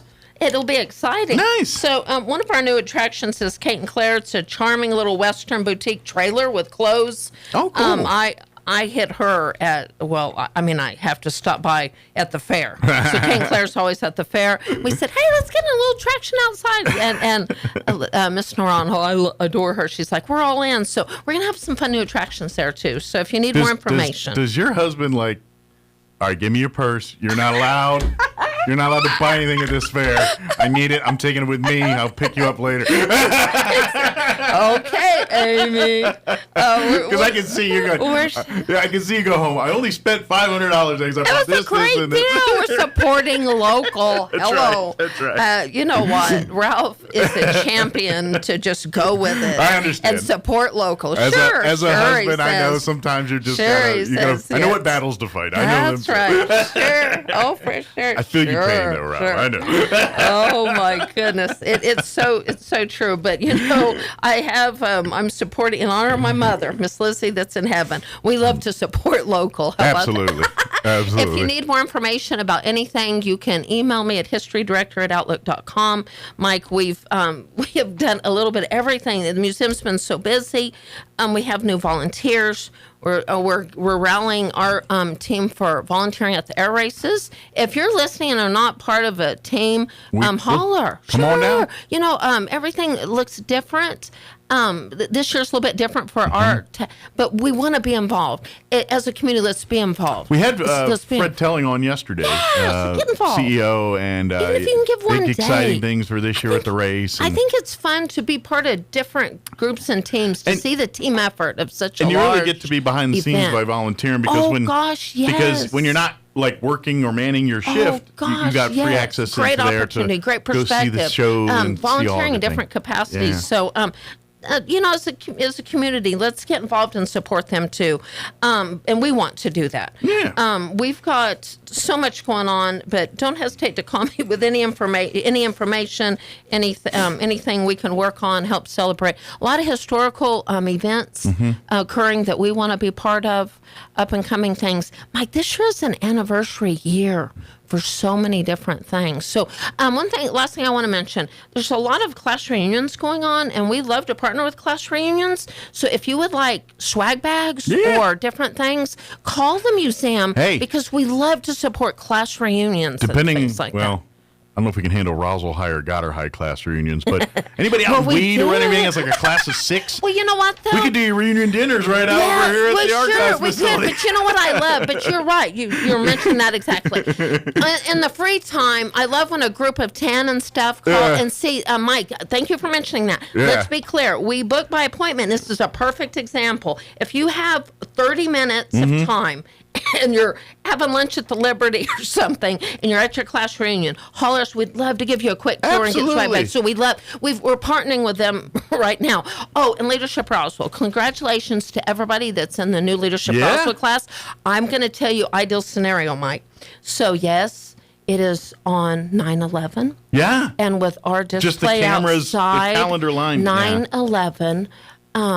The Historical Society will give a tribute. We'll do a picture outside honoring 9/11. Yeah. I think it's a great opportunity to take a moment to remember and to honor. For folks not realize that so Leadership Roswell, they'll actually start their first class on 9/11. And first class they always come visit the Historical Society. In the afternoon. The planets aligned where they will be here on 9/11 on the 25th anniversary anniversary of this tragic event. But we celebrate the victories that came from that. We have our new display, and I think it's an opportunity to stand with Leadership Roswell and pay tribute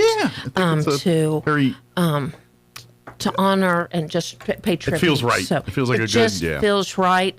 And thank you to Leadership Roswell for the support. We do have a piece of the, for people who don't know, we have one at the Historical Society. We do. And that, and any way we can be part of the community. Mike, it's hard to believe we've already secured our dates for fourth grade school tours. We're doing things in advance. We're partnering. March, April, all that will be it's here before you know here. it. Yeah. So we're working on calendars, and all of these are part of the legacy of the Historical Society. In any way, any listener wants to be a part of it, we welcome you through membership. Where books? We just got in the new White Sands book, brand new book by John LeMay and Donna Blake Birchall. Mike, it's like a month early. Oh wow! Because we had ordered our books and and John's like, "What? It's here? Are you sure?" yeah, it's here. So if you're following our brand new book, White Sands by Donna Blake Birchall and John LeMay, is fascinating. And it's about the actual White Sands, the natural phenomena of it and all that. Cool. So it's very cool. So if you want to know more information about that, again, call the museum. And some more history information, archives is available. You need to do research. Again, just call us. We'll partner, help you any way we can. I was just thinking, with Donna, it might turn into ghost stories out there in the middle of the. Someone went nude sunbathing and forgot and got a little crispy. My life has been so crazy. Mike, we have 5 boxes of books. Yeah. I haven't even opened the book. I'm just being very honest. That's cool. It's very exciting. Follow. So we've got a lot going on, and thank you for your support. And anybody that needs any information, email me at historydirector@outlook.com. But do not delay. Beginning September 1, get your tickets for Guy Penrod, and please get your tables or support us as we honor Peppers here at our Heritage Dinner here in August. Yeah. And you still got about 10 minutes to go meet us at the pole here. So come on down. And I know you got to go meet. You got to be at a pole here in 10 minutes. So. Jason's probably waiting for me at the pole, listening right now. But, as always, thank you, Amy. Thank you. We'll see you really next time. Thanks a lot. All right, 8:51. Let us pause for news. Quick break and all that before more news. Don't go away. Thank you. That's our news. I'm Rich Thomason in Washington. There is an outpouring of grief the world over as people from all walks of life mourn the passing of Dolly Parton, a country music legend, actress, businesswoman, philanthropist. She died following a brief battle with cancer. A nephew says Dolly is now in the arms of Jesus. Dolly Parton was 80. Darlene Graham is one step closer to filling the U.S. Senate seat that was held by her late brother, Senator Lindsey Graham. After winning the Republican Senate runoff in South Carolina, she's now focusing on November's general election. Republicans preparing a major showcase of their agenda. That's at the party's upcoming midterm convention in Dallas. Canada has imposed $20 billion worth of tariffs on U.S. imports, retaliation for President Trump's tariffs on Canadian goods. The Dow down 131 points, NASDAQ off 95. This is SRN News. Now, time for another Otis Advisory. You've got your good AI and you've got your discount AI. How do you know which one you're getting? 2 tin cans and a piece of string. Hello, can you hear me? And the string has a knot in it. That's discount AI. So before you let AI in the front door, you better find out who's been feeding it first. Oh, Uncle Otis, I had the AI make my wedding invitations, and it told everybody that they had to bring a gay lover or stay home. A few didn't have one and got arrested out trying to line up a date. Don't leave any AI alone and unsupervised. It could register you to vote in Baltimore or something. You'll never know it. Hell, the people in Baltimore never knew it either. Who's sorry now? Or maybe you would just like to have AI do your taxes. Just remember, it'll tell on you. If you think you're getting discount AI, ask if it knows about glow-in-the-dark toilet seats, or space junk, or Denver Harbor. Here's a test. Ask AI what happens when girls forget and put on their spanky pants inside out. Real AI knows that they just start to thicken up, standing right there. It's a terrible mess, but good AI would know about that and warn you first. If you get discount AI, it's going to be like self-inflicted airstrikes, a manufactured crisis of microaggressions, with you as the hood ornament. I know, that's a lot of eggs for speed dating. I'll see you at the Peace March. The meteorologist Steve Hamilton with your Pecos Valley weather. Sunshine today, afternoon highs 100 to 105. Our weather could get a little bit bumpy around Roswell for the overnight hours. Showers and thunderstorms will be possible with a cold front dropping in. Some of those storms could have damaging wind and hail. Down to 70 for the rest of our area, just a few showers for the overnight. Back to sunshine on Thursday will be right around 100. That's your latest forecast. I'm meteorologist Steve Hamilton.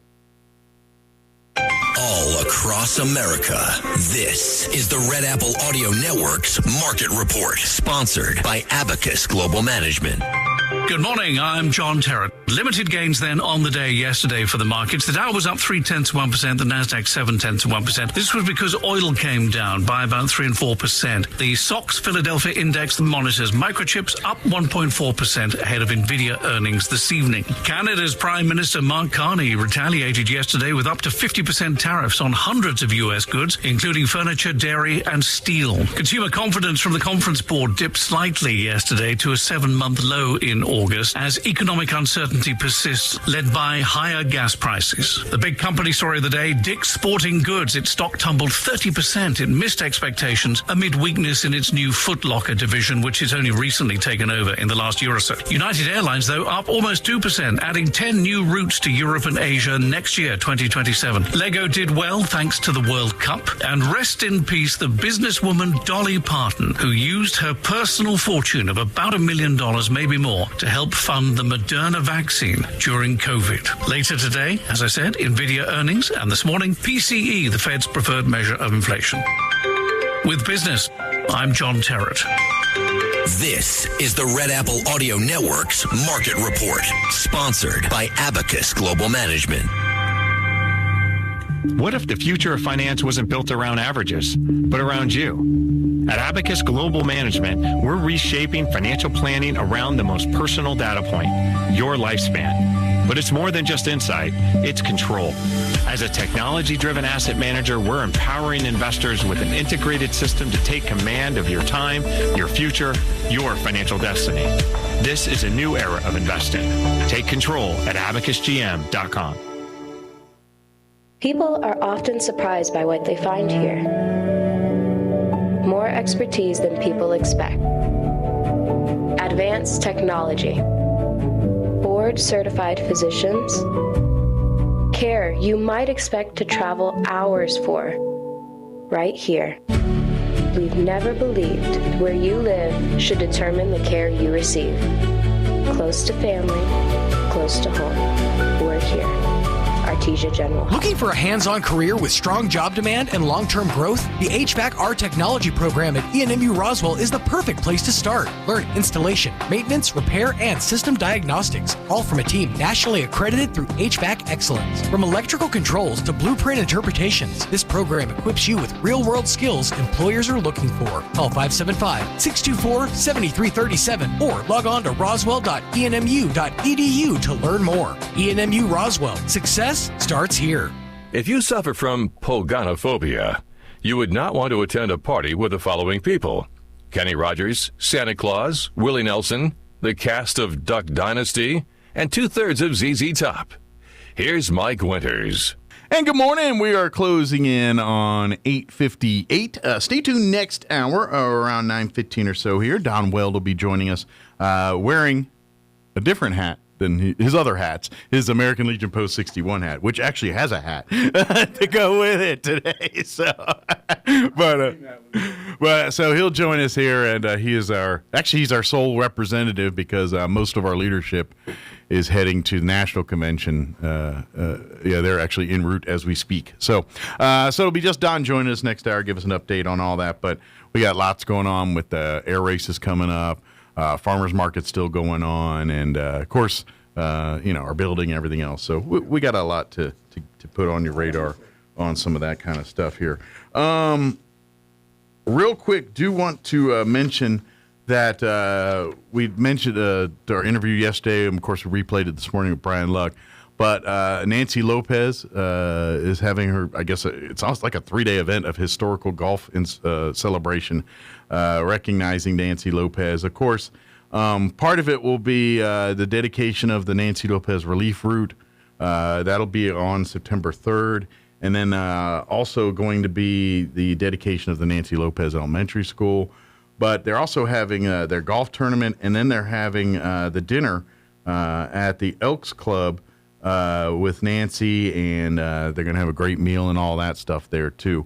To get tickets for any of this stuff, reach out to Diane Taylor at 575-420-9890.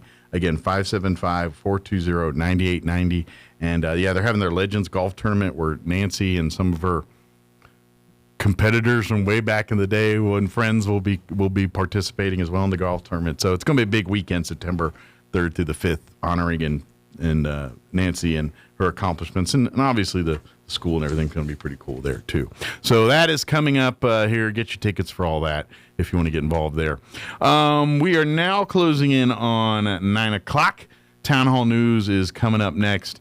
We will be back on the other side, and we'll talk, like I said, American Legion with Don Weld here. Don't go away.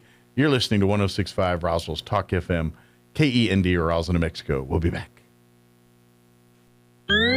Talk radio has landed on the all-new 106.5 FM, KEND Roswell. Breaking news this hour from Town Hall. I'm Rich Thomason. Facebook and Instagram parent Meta will shell out a bundle, $17 billion, to end a landmark trial over teen social media addiction and to settle claims filed by 47 states. Meta also agrees to add child safety measures to its platforms. There's an outpouring of grief around the world over, that is, as people from all walks of life mourn the passing of Dolly Parton.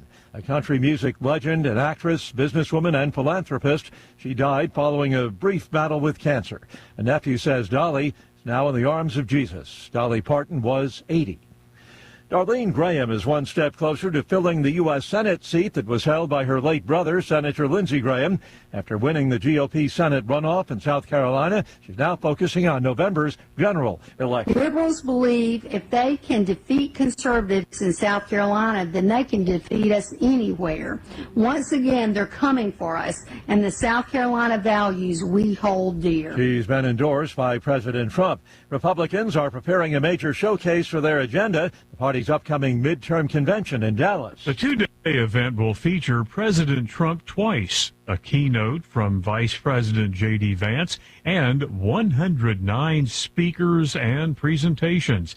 Organizers say the program will highlight reshoring jobs, tax relief, affordability, border security, and tough-on-crime policies, including provisions of the One Big Beautiful Bill. Moments of remembrance will also be planned. A 20,000-ticket lottery remains open, with winners notified September 4th. Jason Walker reporting. A key inflation gauge held steady last month, 3.7%. On Wall Street, the Dow down 97 points, NASDAQ off 44.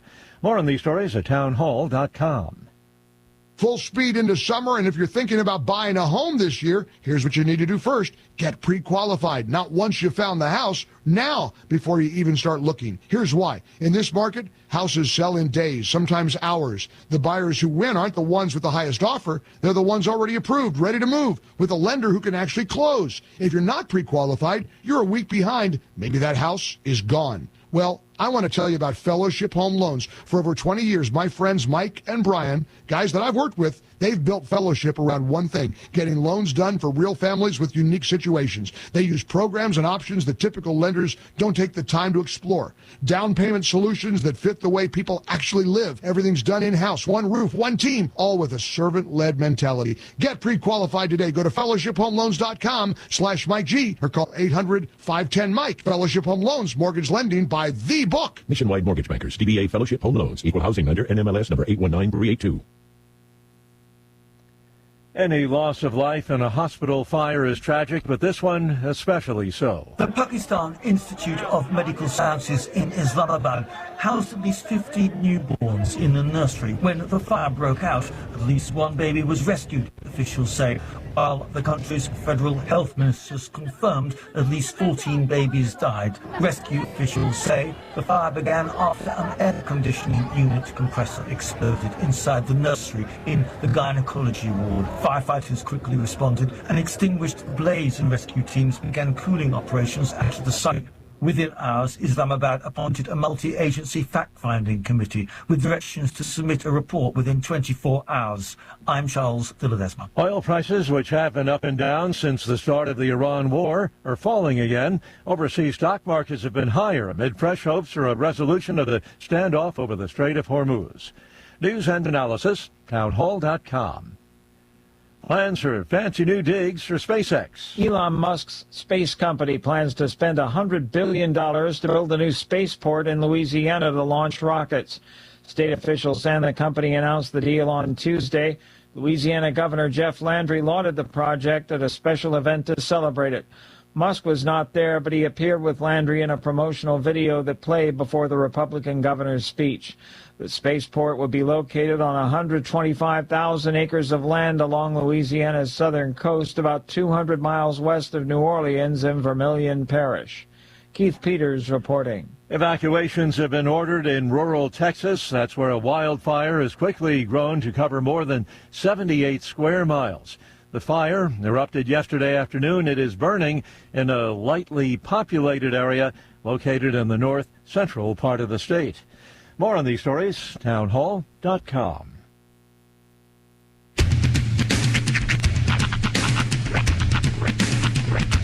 What in the wide, wide world of sports is going on here?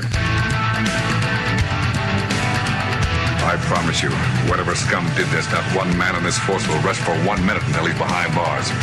Now let's grab a bite to eat. Yeah, come on. I feel the hot wind on my shoulder and the touch of a world that is older. I hit the switch and check the number. I leave it on and then I slumber. I hear the rhythm ringing through it. Flamenco guitar and cumbia music. I hear the talking of the DJ. The travel listen, what does he say? I'm on a Mexican radio. I'm on a Mexican radio. Broadcasting live from high atop the J.P. White Building in downtown Roswell, New Mexico. It's Mornings with Mike Winters on 106.5 Roswell's Talk FM. Is that what I sound like when I talk? Now, here's your host, Mike Winters. And good morning. It is 6 minutes after 9 o'clock. Welcome to hour number 3. You're welcome for the visual. Tres inviernos. Of Mornings with Mike Winters right here on 106.5 Roswell's Talk FM. Happy Wednesday, everybody. Welcome. Welcome, one and all. Welcome. Rolled out of bed, and I stumbled to the kitchen, poured myself a cup of ambition. Now, I have something to say real quick. I know we've kind of dollied out this whole show. I don't think so. I think you're going to be you're going to be more dollied over the next few days. One thing I have to give Dolly, and honestly Dolly's people, credit for is in these last few weeks, even though she hasn't been able to make physical appearances, and she had promised appearances that she had to back out of. Right. For obvious reasons now, but she's been making efforts to extend her brand out. She just released her own coffee brand called Cup of Ambition, which is what reminded me. She has she just put out her own wine label. There was and they're currently this was a story I had on country radio like a week ago. They're currently in the process of making a hologram Dolly Parton show. Setting up you remember hologram Tupac? He's back, but in Dolly Parton form. Okay. So it would basically be songs that she's known for singing, classics, maybe some unreleased tracks, and obviously in the pantheon of the career of Dolly Parton, there are several volumes in some cases of tracks that are either partially recorded, not recorded at all, but written, and there's a lot of talk about how like they could remaster these albums and put them back out. All right, so Dolly keeps going. I thought I saw one too, and this again this is the internet, so I don't know if this was a real one or not. But she was actually going to start her own. She's starting her own, or she started, or has started, or whatever the term here is. A like travel center, like Bucky style. Yep. Called Dolly's. As a matter of fact, I did that story too on country radio. Yeah, it was, and there's maybe talk of expanding that, at least throughout Tennessee. Yeah. So we'll see what happens. Dolly's and Bucky's might. I think it was called Dolly's. Yeah, let me see. Well, I think I saw it was Dolly's, Dollys, and then it had like a silhouette of her, kind of like the mud flap. Dolly's, okay. Dolly's the Tennessean travel stop. It opened on June 24th. It's located off exit 22 and I-65 in Cornersville, Tennessee. Okay. So there you go. There it is. That's and that's where you can pick up some of her Cup of Ambition coffee. They have a place called DLY BBQ, serving house smoked Tennessee barbecue. Yeah. A Doggy Parton Dog Park. It's and this is purely coincidental, but one of my summer shows I actually watch it record and on the regular, and I really don't watch Food Network shows, but this one I always have recorded and dug. They every summer they do their great food truck race. Show. Yep. And so the new season's going on now. Just this last week they were in Pigeon Forge, Dollywood. They were at Dollywood doing their show and all that. And weirdly enough, she was supposed to be there, but had to back out because she wasn't available. Reasons. I'm going to take a guess. It probably was health related, depending on when they filmed this. Yeah, I mean, and apparently that she's been secretly battling. Only a few people in her circle knew that she had cancer for. I guess it was only a short bout, is what her family said in a statement. I think they released this morning. Well, and you could tell, like, because I literally saw, like, I got the news of her passing, and then, like, within an hour, I saw, like, a pre-prepared video done by She contacted her nephew, and said she wanted him to release the news, and so he put it out on Instagram. Yeah, and so they created a professional. I mean, credit to her people. In a world where everyone's trying to TMZ and get the scoop and all this and dig in, her people did an amazing job of insulating, like, which again I think speaks volumes to how she is as a person. Like, she's so beloved. Like, her inner core people were probably so devout to her that they're like, I'll fall on a sword for this lady. You're not getting, you know what I mean? Because she's just the kind of person that evokes you wanting to do that for her. You know what I mean? She's like that. She said to her rep or her people, basically she said, I want to rest. I'd like to rest on a bed of comfy cotton, is how she said it, because after a life of wearing these rhinestones, I think I deserve a little rest. And so that's basically kind of how she now. So it's kind of like, literally the hanging up of the rhinestones, of the rhinestone jacket. She's an amazing human being, regardless of what, if you enjoy her music or not. I played this morning. In 2022, she was asked how she wanted to be remembered. And she said, I'll tell you, in 100 years from now, what I want people to say when they look at me, when they look back on me is, daggum, she looked good for her age. Well, she did. She absolutely did. I don't care what she said. She's up there at 80 in a Dallas Cowboys cheerleader outfit. I'm like, yeah, all right. I'm not offended. Yeah, I mean, sorry. Would. Just saying. I'm like, come on, man. Not 1% of nobody could do that. I mean, come on now. And you know what? And the part is, she's never shied away from it. She's like, yeah, I paid a lot of money for this. You know what I mean? She's always said, no. This is, I'm in there in the minute. I need an uplift or an uptick or something. We're in there. We're doing work. She never I shied grew away up from that in stuff. the 90s. Yeah. That was like every 90s comedian's like go-to was, you know, the chest. Yeah. But the best joke I ever heard was what was it? She said, it was on The Simpsons. They were talking about you can go to Dollywood or Euro Dollywood. That's in Kentucky. But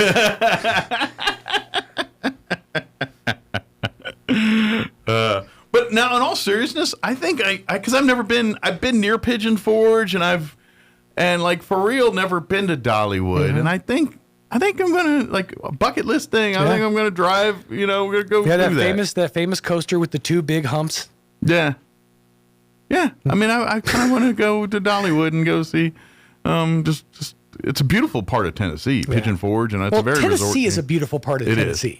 But that particular, I mean, you got Memphis, and then there's Pigeon Forge. That's fair. That's. Hey, beauty is in the eye of the beholder. All right. I mean, Graceland's awesome, but literally it's like slums around Graceland. Yeah. It's not in the nicest part of town. Just say. It's had a thought I can't share on the radio. But yeah, I'm telling you, Rhinestone. I love that movie. Don't sleep on it. It's a badly awesome movie. You know, and I love Awesomely Bad. Yeah. I hope they do something like this. They do because.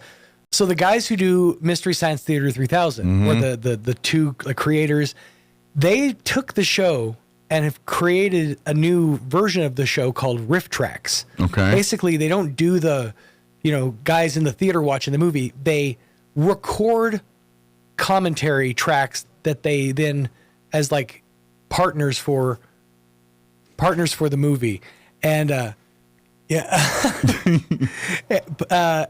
they're basically partners for the they don't partner with the movie, but they will release the commentary track, and so they'll say start the movie now, and so it'll sync up the jokes with, and this way they can do first run Hollywood movies that they never could do before, like the really really really bad ones. Like it's kind of like they did what was that one, that god awful movie that came out like a year ago, Megalocalypse. Oh yeah, I know. Yes, whatever I know that of it. one was. I don't know. Yeah, that. But to me, this is like the perfect. Oh shoot! Never mind. I was going to say something, and my brain went somewhere else and forgot about it. Yeah. But anyway, that gosh darn fly. Oh yeah, that thing's been bugging me. If you get it, please do. We've been fighting. Don Weld is here. Yes. To talk. Oh, what was? Was there something? I had a good point, and I can't remember what it is. But anyway. Riff Tracks. We were talking about movies. First, it's Mystery like Science Theater 3000. Yeah, it was something I was going to say, and I can't remember what it is. I'm going to remember about 2 hours from now. The lovely lady lumps. Yeah. Don's here. The moment's passed. Yeah. And I'm spent. It's going to spring into your head. Stephen Sondheim! It's gonna be one of those nights. 10 o'clock tonight, I'll be lying my head in bed, and there it is. So that's what it is. How brains work. Yeah.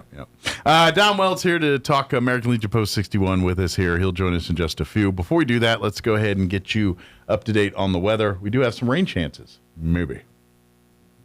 The meteorologist Steve Hamilton with your Pecos Valley weather. Sunshine today, afternoon highs 100 to 105. Our weather could get a little bit bumpy around Roswell for the overnight hours. Showers and thunderstorms will be possible with a cold front dropping in. Some of those storms could have damaging wind and hail. Down to 70 for the rest of our area, just a few showers for the overnight. Back to sunshine on Thursday will be right around 100. That's your latest forecast. I'm meteorologist Steve Hamilton. Thank you, Steve. Currently, 76 degrees here in Roswell. Humidity is at 54%. Winds are out of the north at 9 miles per hour. For today, even though it's cloudy, I don't know. It feels like it's going to start raining sooner. But allegedly, today just sunny and hot with a high of 100. Winds out of the north 5 to 10. But it looks kind of cloudy to me. Tonight, they are giving us a 20% chance of showers and thunderstorms before midnight, and they say some of the storms could be severe. Mostly cloudy, overnight low of 69 degrees with west winds 5 to 15 miles per hour. Tomorrow, sunny, hot, 99 for a high, not 100. But it kind of is, but it isn't. It's more of a psychological thing. Winds will be out of the southeast at around 5 miles per hour. And then tomorrow night, we're looking at a 30% chance of showers and thunderstorms. Partly cloudy, overnight low of 70, southeast winds 5 to 10 miles per hour. Friday, sunny and hot with a high of 98. Friday night, no talk of rain, mostly clear, overnight low of 71, so it should be good to go for football. Then for the weekend on Saturday, sunny and hot with a high of 101. Sunday, sunny and hot with a high of 102. There is a 20% chance of rain Sunday night. Partly cloudy, overnight low of 71. We'll see what shapes up there. All right, 18 minutes after 9 o'clock, we're going to take about a 2.5 minute break, and then Don Weld will join us talking American Legion Post 61 business on the other side. Don't go away. Don't let a tooth infection or painful wisdom teeth disrupt your life. At Carabelli Dental, our highly trained team specializes in extractions and wisdom teeth treatment. We're here to help patients find relief quickly and comfortably. With IV sedation options available, you can experience compassionate care from a team dedicated to your health, comfort, and smile. Come see the team at Carabelli Dental at the corner of 9th and Main in Roswell, or call 575-622-4455. How do you find a roofing contractor you can trust? You can randomly pick one, cross your fingers, and hope for the best. Or maybe you can ask a psychic to predict who's trustworthy. Here's a better idea. Choose one who prefers using America's most trusted roofing brand, Owens Corning. And rest easy, because Owens Corning screens their contractors for reliability, professionalism, and customer service. Why take any chances? Owens Corning, trusted contractors, proven products. For an Owens Corning preferred contractor, visit owenscorning.com/roofing. For a free estimate, give Do Right Roofing a call today. 575-623-2273. Find them fast in names and numbers. If Ernest Hemingway was alive today, would he say this to you? Shakespeare, Mark Twain, Edgar Allan Poe, all great writers. And after reading your book, I simply must add you to the list. Wait, you don't have a book yet. So make a free call to Page Publishing. Turn your book idea into publishing gold. 800-215-6818. 800-215-6818. That's 800-215-6818. Straight Talk Wireless presents Pickup Truck Wisdom. If you're only good to your new friends, you're not going to have any old ones. Straight Talk gets it. That's why new and existing customers get free 5G phones on Verizon's 5G network. Pretty simple, really. You keep good people by being good people. Find us at straighttalk.com and Walmart. Straight Talk Wireless. Straightforward. Always. Taxes and fees apply. Plan purchase required for free phone offers. Copyright 2026 Verizon. Mulan has the highest kill count of any Disney character. When asked for comment, Buzz Lightyear responded, "To infinity and beyond." Here's Mike Winters. And good morning. It is 20 minutes after 9 o'clock, and joining us in studio this morning, talking American Legion Post 61 business, Don Weld back with us. Good morning, Don. Good morning, Mike. How you doing today? Doing great. How about yourself? I am doing really good. I'm deal. Looking forward to taking off tomorrow night. I'm about to say, and Don's flying solo today because our most of our leadership is heading to Louisville for the national convention, which takes place here this weekend. Yeah, starting this weekend. Yeah, right. so all next week. Of course, Lee and them they packed up, then they hit the road yesterday, and then they got the big van. Yeah, they got the big van, which I finally saw last week for the first time. Yeah, that's a beast. It is. It's really nice. It is. It's a great thing. Yeah, perfect for his situation. Yeah, he can get places now without worry. I kind of want to. I know it's really expensive and really nice, but I'm like, the thing looks stout. Like you could bust through walls and stuff with that thing. I want to A-team it through some walls. Yeah, I was going to say, here comes the A-team. But anyway, I'm sure he'd not let that happen. But anyway, so they're heading here. You're going to fly out here. I'm flying out tomorrow night and meet them there. I'll be there. So just to kind of, what kind of things go on at a national convention for folks that are just curious? It's a lot of politics. Yeah, I figured that's part of it. It's you get Legionnaires from all over the country, and actually we even get Legionnaires from foreign countries. There's the French. We have an American Legion chapter in France. We have an American Legion chapter, several of them in South America and Central America. And so these are, I guess, Americans that live outside of the U.S. that are U.S. veterans. I think they're called expatriates. Okay. But they have chosen to live outside. Okay. Money-wise, it's cheaper. Sure, I understand. Yeah. And so they do that. Or they had some kind of special connection with that area. Well, I imagine some of those French ones, they may have served over there. Well, yeah.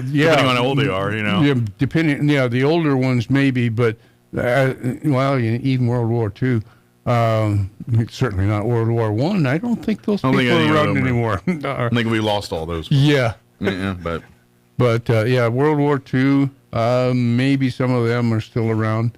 But they've and then we have still maintained a military presence through the graciousness of France. We keep some people there. Oh yeah, well, and that's true in all of Europe. Yeah, we got guys stationed in England, Germany, Italy. They're all over the place there. Yep, they are. Yeah, and.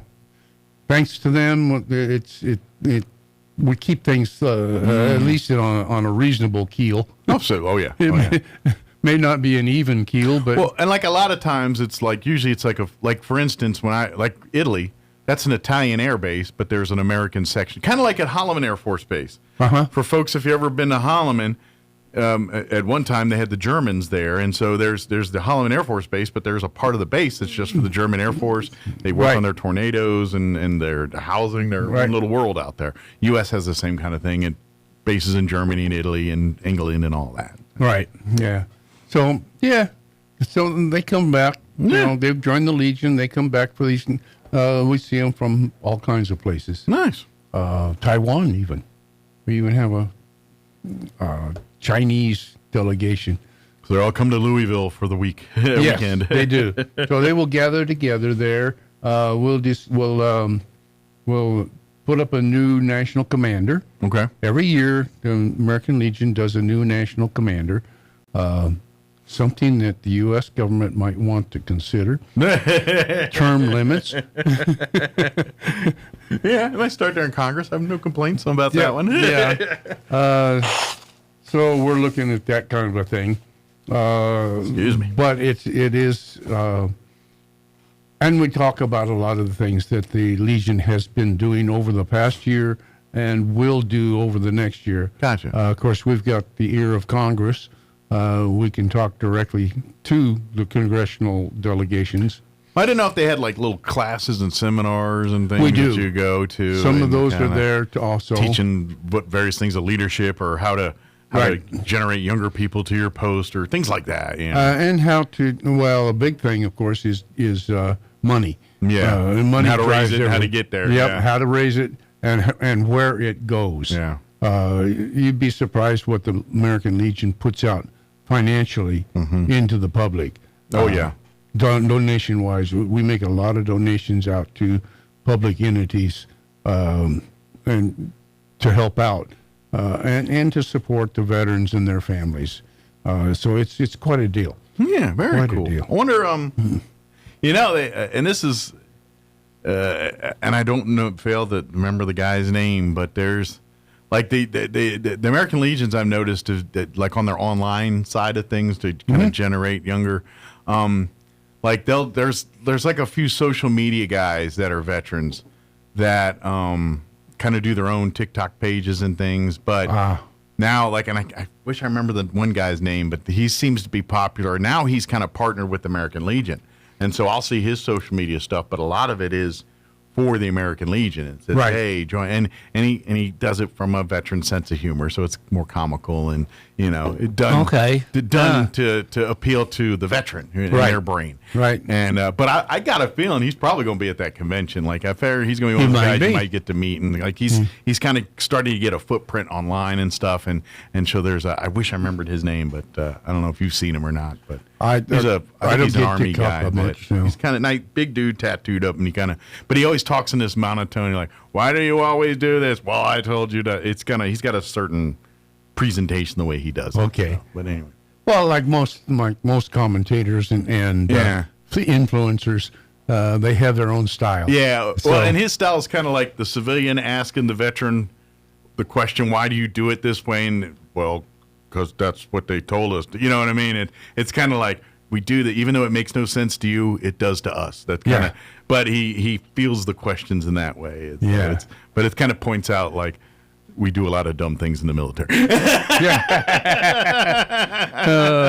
I hope he's pushing the fact that if you're a veteran, it's all good stuff. You need to be a member. That stuff he does, but his comedy is it kind makes of it a humorous. To, type he of relates to as a GI. You're like, of course, the hurry up and wait mindset that gets GIs through military service. That's how we, how do you get to the foxhole? We grumble and complain together about the crap we're going through, and that's how. That's how you connect, and that's what he does. That's right. Yeah. Oh, good. That I like. It's a positive way, but he's funny. He just and sometimes I think if you're a veteran, you probably you almost look at it like, are they making fun? And it's like, no, that's just comic life and how military humor is. So. But anyway, I just figure you get to see some of that there. But so you guys will be gone for the weekend and then come back, I guess, next week here for that there. So. Yes. But we do have a lot of stuff going on here locally. We want to put on people's radar. Of course, now that we're hot and heavy in farmers market every single Saturday, since day one, we've had our American Legion representation out there, and even though most of our staff will be gone this weekend, we'll still have our table out there. We still have people who are going to be there. Yeah, we will still make our presence known at the farmers market, and then of course not this Saturday, but the following Saturday, I'll be back. Commander will still be traveling, getting back. But I'll be back, and we will continue with the farmers market. Perfect. So, that's an ongoing thing. Well, and that's where, of course, you can make donations, but we usually sell like our auxiliary. Usually get together and they have like steering wheel covers or pot holders or various things you could buy. Poppies and T-shirts. We had a new one out that it was a jar assist. To get the jar opener? Jar opener thing. Yeah. It's just a cloth. Right. But it gives you grip. It's a made certain way, and it makes it easier to get those, grip those jars to open them up.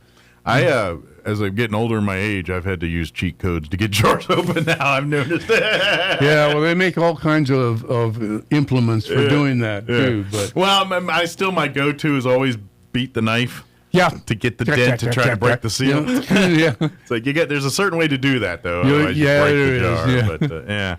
But that's a real handy tool. But they have stuff like that. But again, all of the money goes back to our projects, goes back to American Legion. Helping out with scouts, helping out with Memory Lawn, helping out vets in need. Donations. We a lot of time during the holidays, and we're getting to that time of year. We start making donations of turkeys and food to like Roswell Refuge and other food not bombs, places like that. So, the one down the street here? Harvest Ministries, Harvest Ministries. We usually give them a turkey. So when you go buy stuff like that, that's what you're supporting, is us helping those groups. So, and we will make our effort to get turkeys out again this Thanksgiving. And by the way, too, we also, we do have a big building we're paying for and all that. So all the money goes, some of our money's going to help pay for that, too. It is, and that's progressing.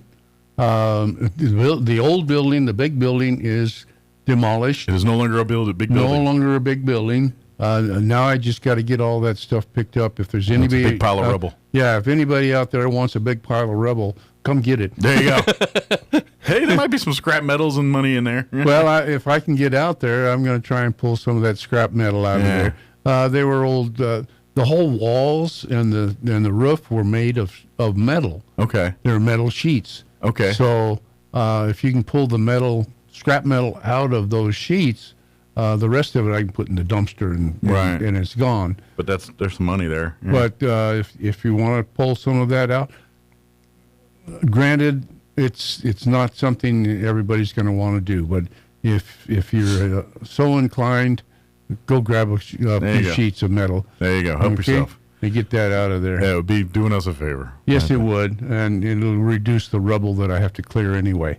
And again, a big thank you to Job Corps and those guys for coming out and helping us with this project. Yep, and I've got some more projects for them. They know that. We're just figuring out when and how. Absolutely. On the smaller building, they're going to help me with that. And the cool part is eventually that's going to be our home for our American Legion. Yes, it is. But we also want people to know that's a community space for that area. Yes. So, we're not going to have a bar in there. We will have a kitchen, so you can serve food out of there. I mean, it's not going to be like a restaurant quality kitchen, but we're not going to build. Yeah, but if you want to serve meals out of there or keep things warm and stuff, we can cater in. Yeah.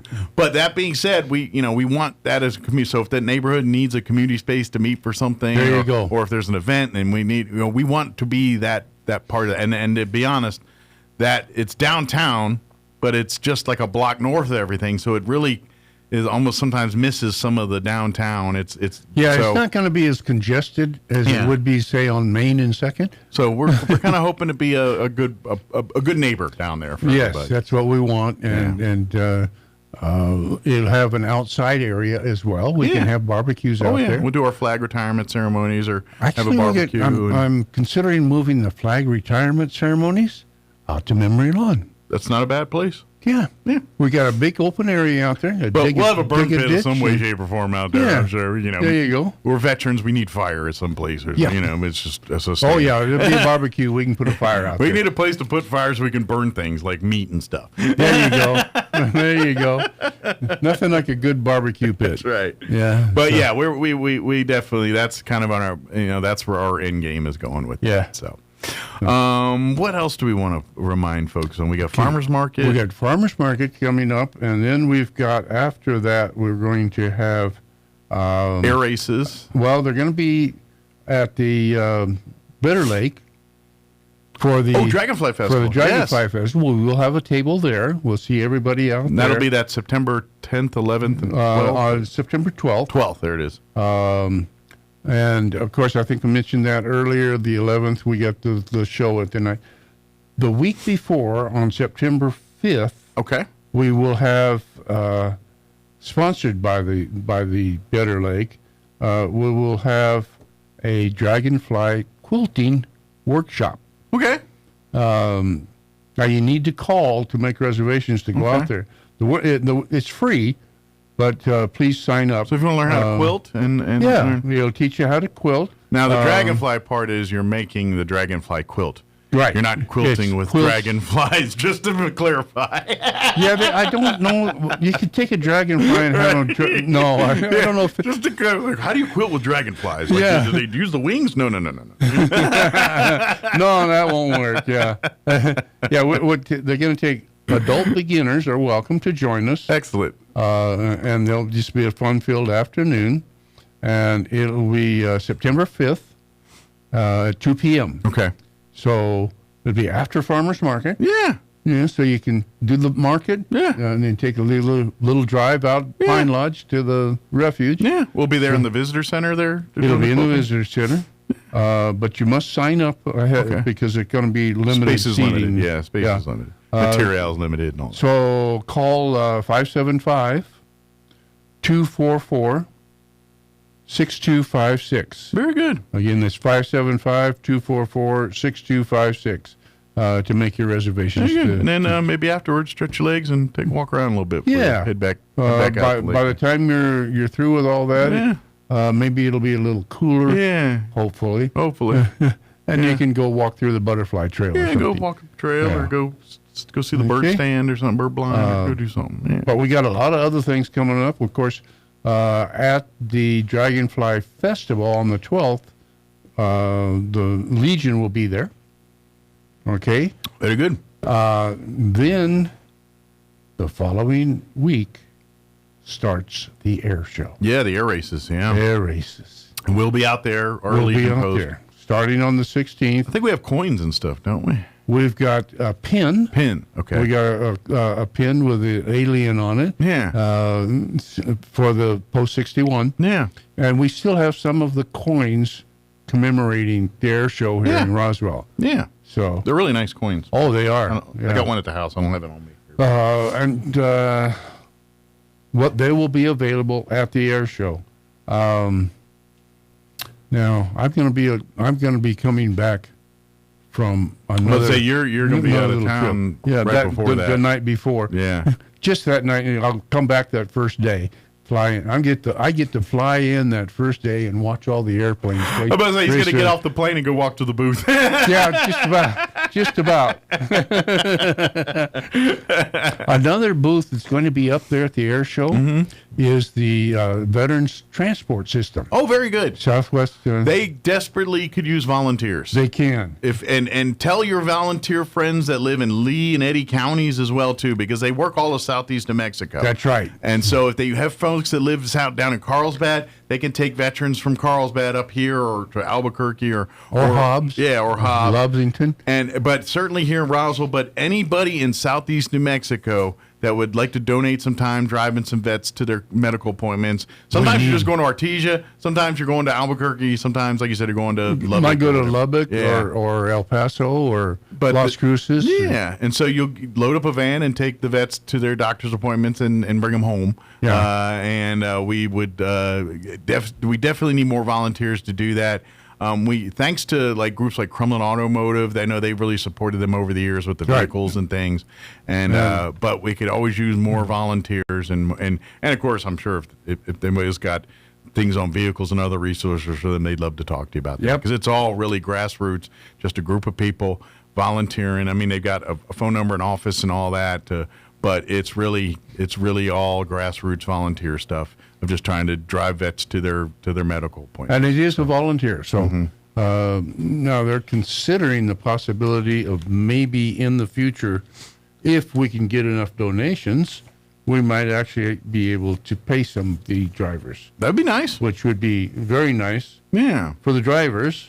Sure. And well, then you get more people available. And to more do it. people would be coming out. Yeah. But if you do have the time and hey, you love talking with people and love being on the road, this is kind of a Shangri-La moment for you. You get to chit chat with and I'm telling you, a car full of veterans, you're going to get some good stories and some good. Oh yeah, man, I love checking the vets. I've driven them.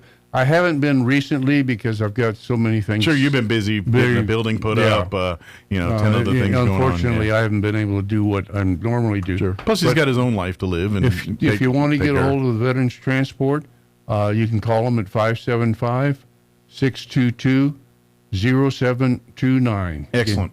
It's 575-622-0729. They do great work, and even if you can only volunteer like once a week or once a month, whatever that is, they'd love to have you to do it. And and it's one of those things. Many more hands make less work type of deal, and so if they get a stable of 50, 60 drivers, that really makes it easier to make sure they can. Because like me, I can't always do it. Exactly. So somebody has to fill in. But if they're say Don's only available the third Tuesday a month, but then you're available the third Wednesday, we got enough people now. They've got everything covered. That's right. So we can cover even all of that. If you only can do one day a month, that one day would be a blessing and a godsend. Oh yeah, that'd be very great if you could do that. Yeah. So.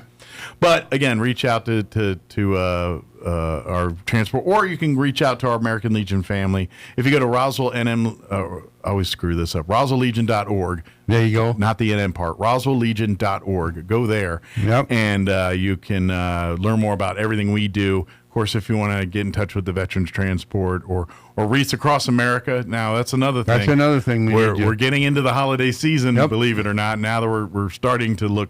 I mean, don't feel fall-like, but we're kind of getting fall in the calendar-wise here. Yep. If you go to RoswellLegion.org, there's a link for Wreaths Across America, and our goal is to lay a wreath at the grave of every veteran here in Roswell. Basically, we are charged with Memory Lawn and South Park Cemetery. It's the McBride. I'm sorry, McBride. Yeah, I always get the name. Yeah, we're going to do the McBride starting this year. Yeah, and of course our Memory Lawn. Yes, those two. So we're okay on wreaths for Memory Lawn. We need some additional donations to get. We need hundreds of wreaths, and we got ideally. Like 400 wreaths would be kind of nice. We're about half that right now. Yeah, we could use at least 400. Yeah, Yeah, so that's kind of where so all you need to do if you want to help out is go to, again, RoswellLegion.org. There is a link that Reese Across America, you click that link, it'll take you directly to their website. You can learn about Reese Across America, the national organization, and how that works as far as helping veterans from making of the wreaths to the money generated and the programs it garners afterwards. Right. But basically, you can purchase a wreath or 5 or 10 of them. I think there's 17. 17 is the last. I think there's not, don't quote me, but it's around that there.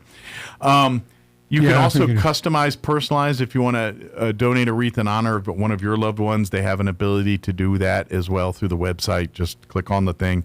And like I said, if you want to learn about the money and where it goes and what they do with this, that's a good resource to. But basically, they get veterans dealing with their PTSD and stuff by helping them. They give them a job to make the wreath, yeah, and they get a little pay out of that. Yeah, nice, reasonable pay. Kind of connecting them back with society. So they can get something going for themselves. And then on the back end, they use this money to create scholarships for veterans, for their families to help with veteran needs and things directly. It goes back to all that. Yep. So that's what the Wreaths Across America we program take care of them. Yeah. If you like, you're kind of like the law enforcement version with the, what's the other gig? Heroes, the ones that help cops and firefighters and buying homes and things. This is kind of like the same along those lines, but for veterans. I know something for heroes. Yeah, my brain just completely brain cramped and I can't remember their name, but you know the big group. Yeah. But anyway, it's very much in that same vein, but for veterans here. Right. So, what else did we get? Did we get it all?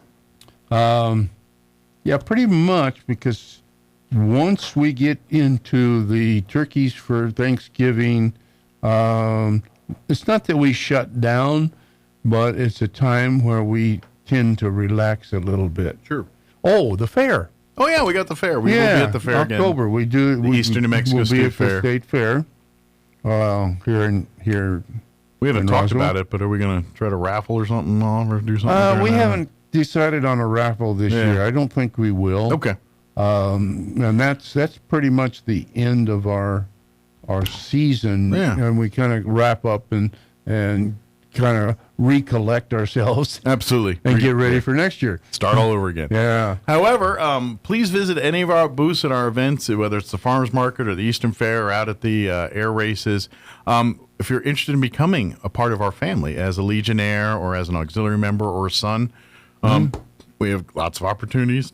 Yep. To do that, we'd love to have you. To be a Legionnaire, if you served honorably in any of our branches of service since Pearl Harbor, pretty much. If you served in the United States Armed Forces honorably since basically didn't get out you got a general or honorable discharge, you qualify for American Legion service. And that can be an honorable under medical or it's sort of a dishonorable discharge. If you got a dishonorable, but if a general that qualifies you would do to be a Legionnaire, as long as your service was after Pearl Harbor. Right. To be a auxiliary member, if you're a spouse of a veteran or family direct, and it could be maybe you as a female, your husband could be the because a lot of people think of the spouse of a veteran, think it's a female organization. It's not necessarily. There's men in the auxiliary. Men in the auxiliary, because women are veterans, and so right. they either. A lot of times, if two vets or two military members marry each other, a lot of times they become Legionnaires and auxiliary because they're married to a vet, and so. And then our third branch that we have is our Sons of American Legion, and if you are a male descendant of a veteran, then you qualify to be a son of our American Legion. Again, mom could be the veteran. That's right. That's right. Always got to remind people. You gotta don't forget. They don't. Yeah. Sometimes people don't remember that. Yeah. It is important. Yep. So, but that being said, if you do qualify under that, please visit our website RoswellLegion.org. Or definitely come hit us up at the booth on Saturday at the farmers market, or if you're out at air races or out at the fair this fall, or but like I said, or our next meeting. If you come now, we pushed our meeting back a week. We did because of the national convention. Right. Normally we meet the first Thursday of the month at the Chamber of Commerce. For the month of September, we're going to meet the second Thursday. The 10th. The 10th, okay. The I can't 10th. remember what date that fell on. And that'll be 6 o'clock at the Chamber of Commerce. There you go. Yep. And then, hey, if you need a last-minute reminder about Dragonfly Festival and all that, because that'll be right before that. You got it. There you go. Yeah. It'll be a busy time. So, very good. You can come see us on Thursday night. Yeah, and we meet at 6 p.m. at the Chamber there. At the Chamber. Until our building's built on 2nd Street, and then we'll move in back over there. So as soon as I can get that done, get her done, as they say. And Friday nights you can go out to Bitter Lake and get a little lecture on dragonflies. Yeah, and then stick around for the star party. Yep. Weather permitting, as long as it's not cloudy or bad weather, they'll have a star party out there afterwards too. So. And then and again, if you want to sign up for dragonfly tours, wildlife tours, or early bird tours for the Dragonfly Festival, friendsofbitterlake.org. They're free to sign up, but it is first come, first serve. And so you need to call out there. Yeah, and the matter of fact, the sign-ups opened up August 1, so you've already got almost a month under your belt here to you got to call them quick. Yep. But friendsofbitterlake.org has got the link there and all that, yes. the phone number too. So. Yeah. And I should have that number in my head, but I don't. But it's on the website. That's right. It went flying away just a minute. I had it. That's right. I can't remember. I can't remember the large organization helping for veterans. So yeah, it's hell getting old. It is. It is. But we would love to see it. And of course, if you have any questions about anything, again, go to the website roswelllegion.org. Got questions about everything. Memory Lawn, if you want to make donations for Memory Lawn Cemetery, and you can earmark directly for it. There's a donation button on our website, and then you can earmark in there and say, hey, this is money, but I want it to go to Memory Lawn, or I want this to go to Scouts, or I want this to go towards. Yep, you can pick veterans directly, or whatever it is you want to do. So you can do that. We have the general fund for. But if you just give it to us, we're going to use it wherever we see it. Wherever it comes up needed. But it'll be used for good things. Yes. Yep, it will. Most definitely. Good deal. Well, if I don't see you before, I guess I don't know if I will. Safe travels. Yeah. Before you get on an airplane. Not until I come back around next month for to talk Alzheimer's and all that other stuff. Yeah, but you'll get on a plane here in next, I guess tomorrow or tomorrow afternoon. Yeah, so late afternoon, about 4:30, 5 o'clock. I got to look up that flight number. But yeah.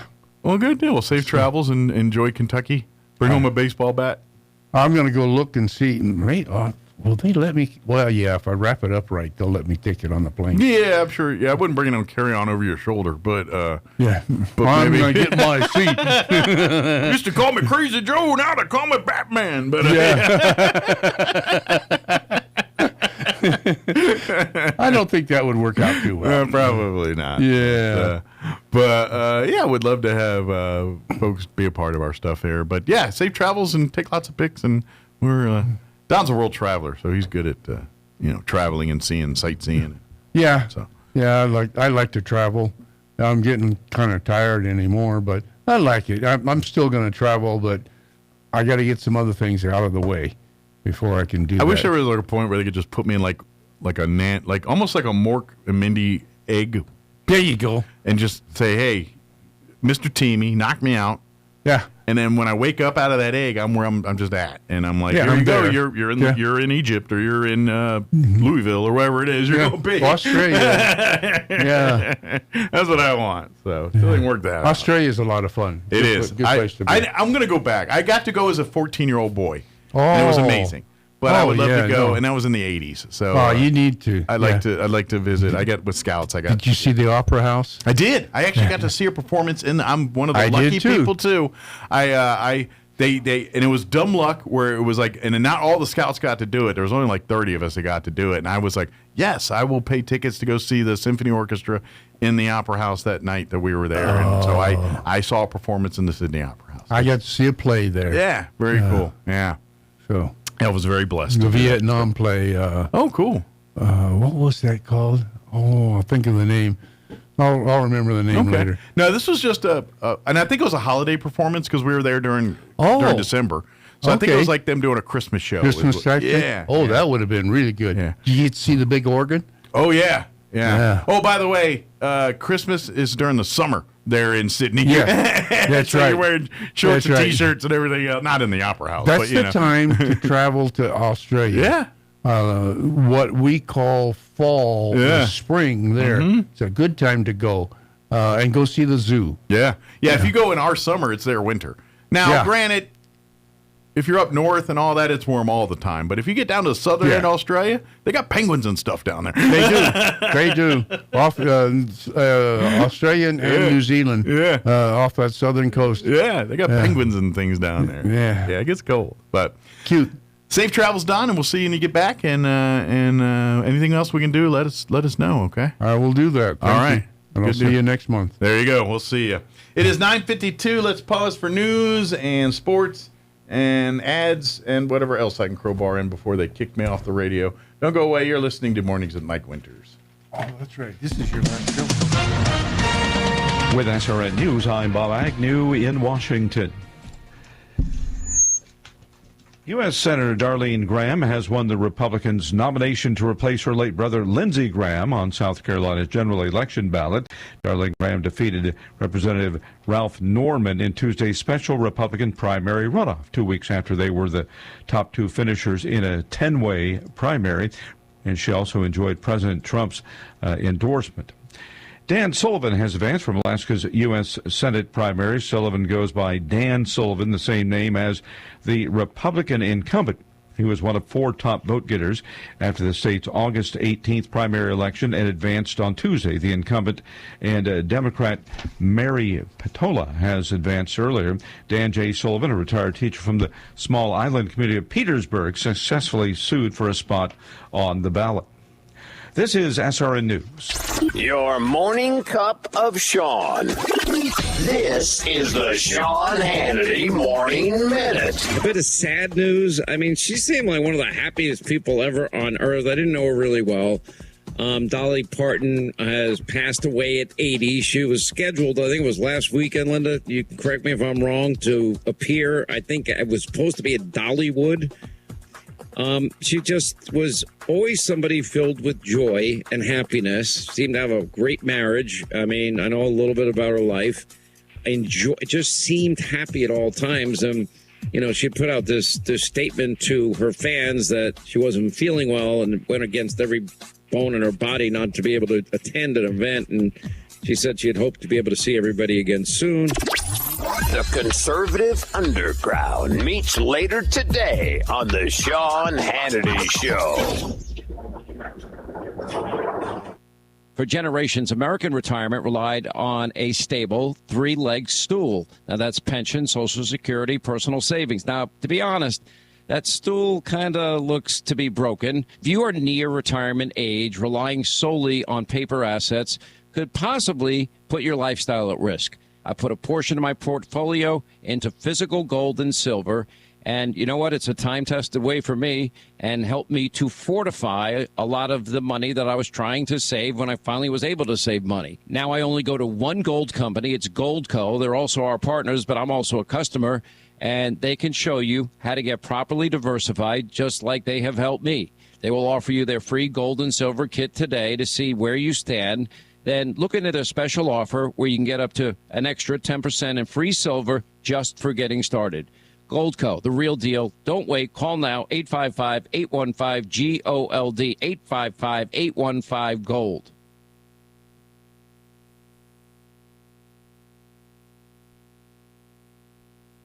Still burning cash on posters that get tattered, tired, and tossed?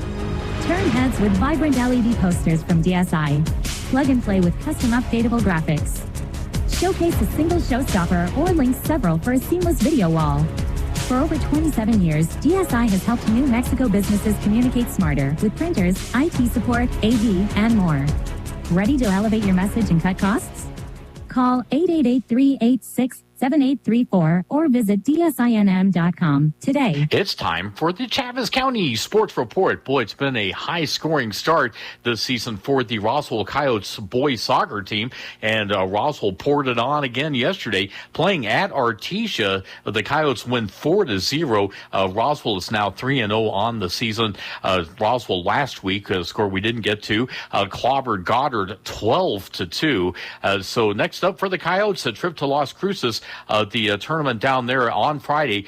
Roswell will be playing Chaparral, a 10 a.m. start. Meanwhile, Goddard will be playing Centennial Friday at 2 o'clock at that Las Cruces tournament. After that loss to Roswell High, Goddard lost 3-1 to Santa Teresa on Saturday. NMMI, meanwhile, will be taking on Lovington. It's a home game for the Colts Saturday at 3 o'clock. The Sports Report brought to you by DSI. Call DSI for all your office technology needs. I'm Eric Butler at Roswell's Talk FM 106.5. What does it mean for a roofing contractor to have heart? How about braving a 24-hour road trip with a bad back and a 20-foot-long trailer through Interstate 40? You heard that right. A local business needed a new roof, but this business did not want just any roof. They desired a schoolhouse roof with red shingles. Well, we wanted to give our customers exactly what they were asking for. The only problem was that the red color of shingle they were looking for had been discontinued in our local region. But we didn't give up then. We were told by our supplier that the schoolhouse red color of shingle that we were looking for was still available in Arkansas. So we did what was expected of us and drove 24 hours, and we delivered on our promise. If you need a roofer who delivers on their promises, call Trustmark Roofing today at 575-755-7663. Trustmark Roofing, we put people first. Does your washer shake so much it doubles as a margarita mixer? Freezer caked with so much ice you could build an igloo? Time to upgrade to appliances from this century during Bush Appliances warehouse clearance. With red-hot savings on the stuff you need to heat it up, cool it down, and keep it clean. Save on refrigerators and freezers, washers and dryers, cooktops and ranges, even full kitchen packages, and custom kitchen and bathroom cabinetry. Knock your home appliance game up a notch. Bam! Bam! Bam! At Bush Appliance, 111 West Country Club Road in Roswell, southeastern New Mexico's home for appliances and cabinetry. I have a snake for your drain. You might want to step back. Oh no, baby.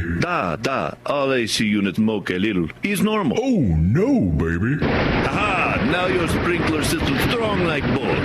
Come on now. Don't let any fool work on your plumbing and air conditioning. Fergalicious. From clogged drains to sprinkler systems, Fergie's Plumbing and Heating is on the job. And who are you going to call for air filters and spring servicing on your AC unit? Fergalicious. Call Fergie's today, 622-2660. Nothing but love. Fergalicious. Your fingernails grow faster on your dominant hand. Not sure which is your dominant hand? Just wait. You'll nail it. Here's Mike Winters.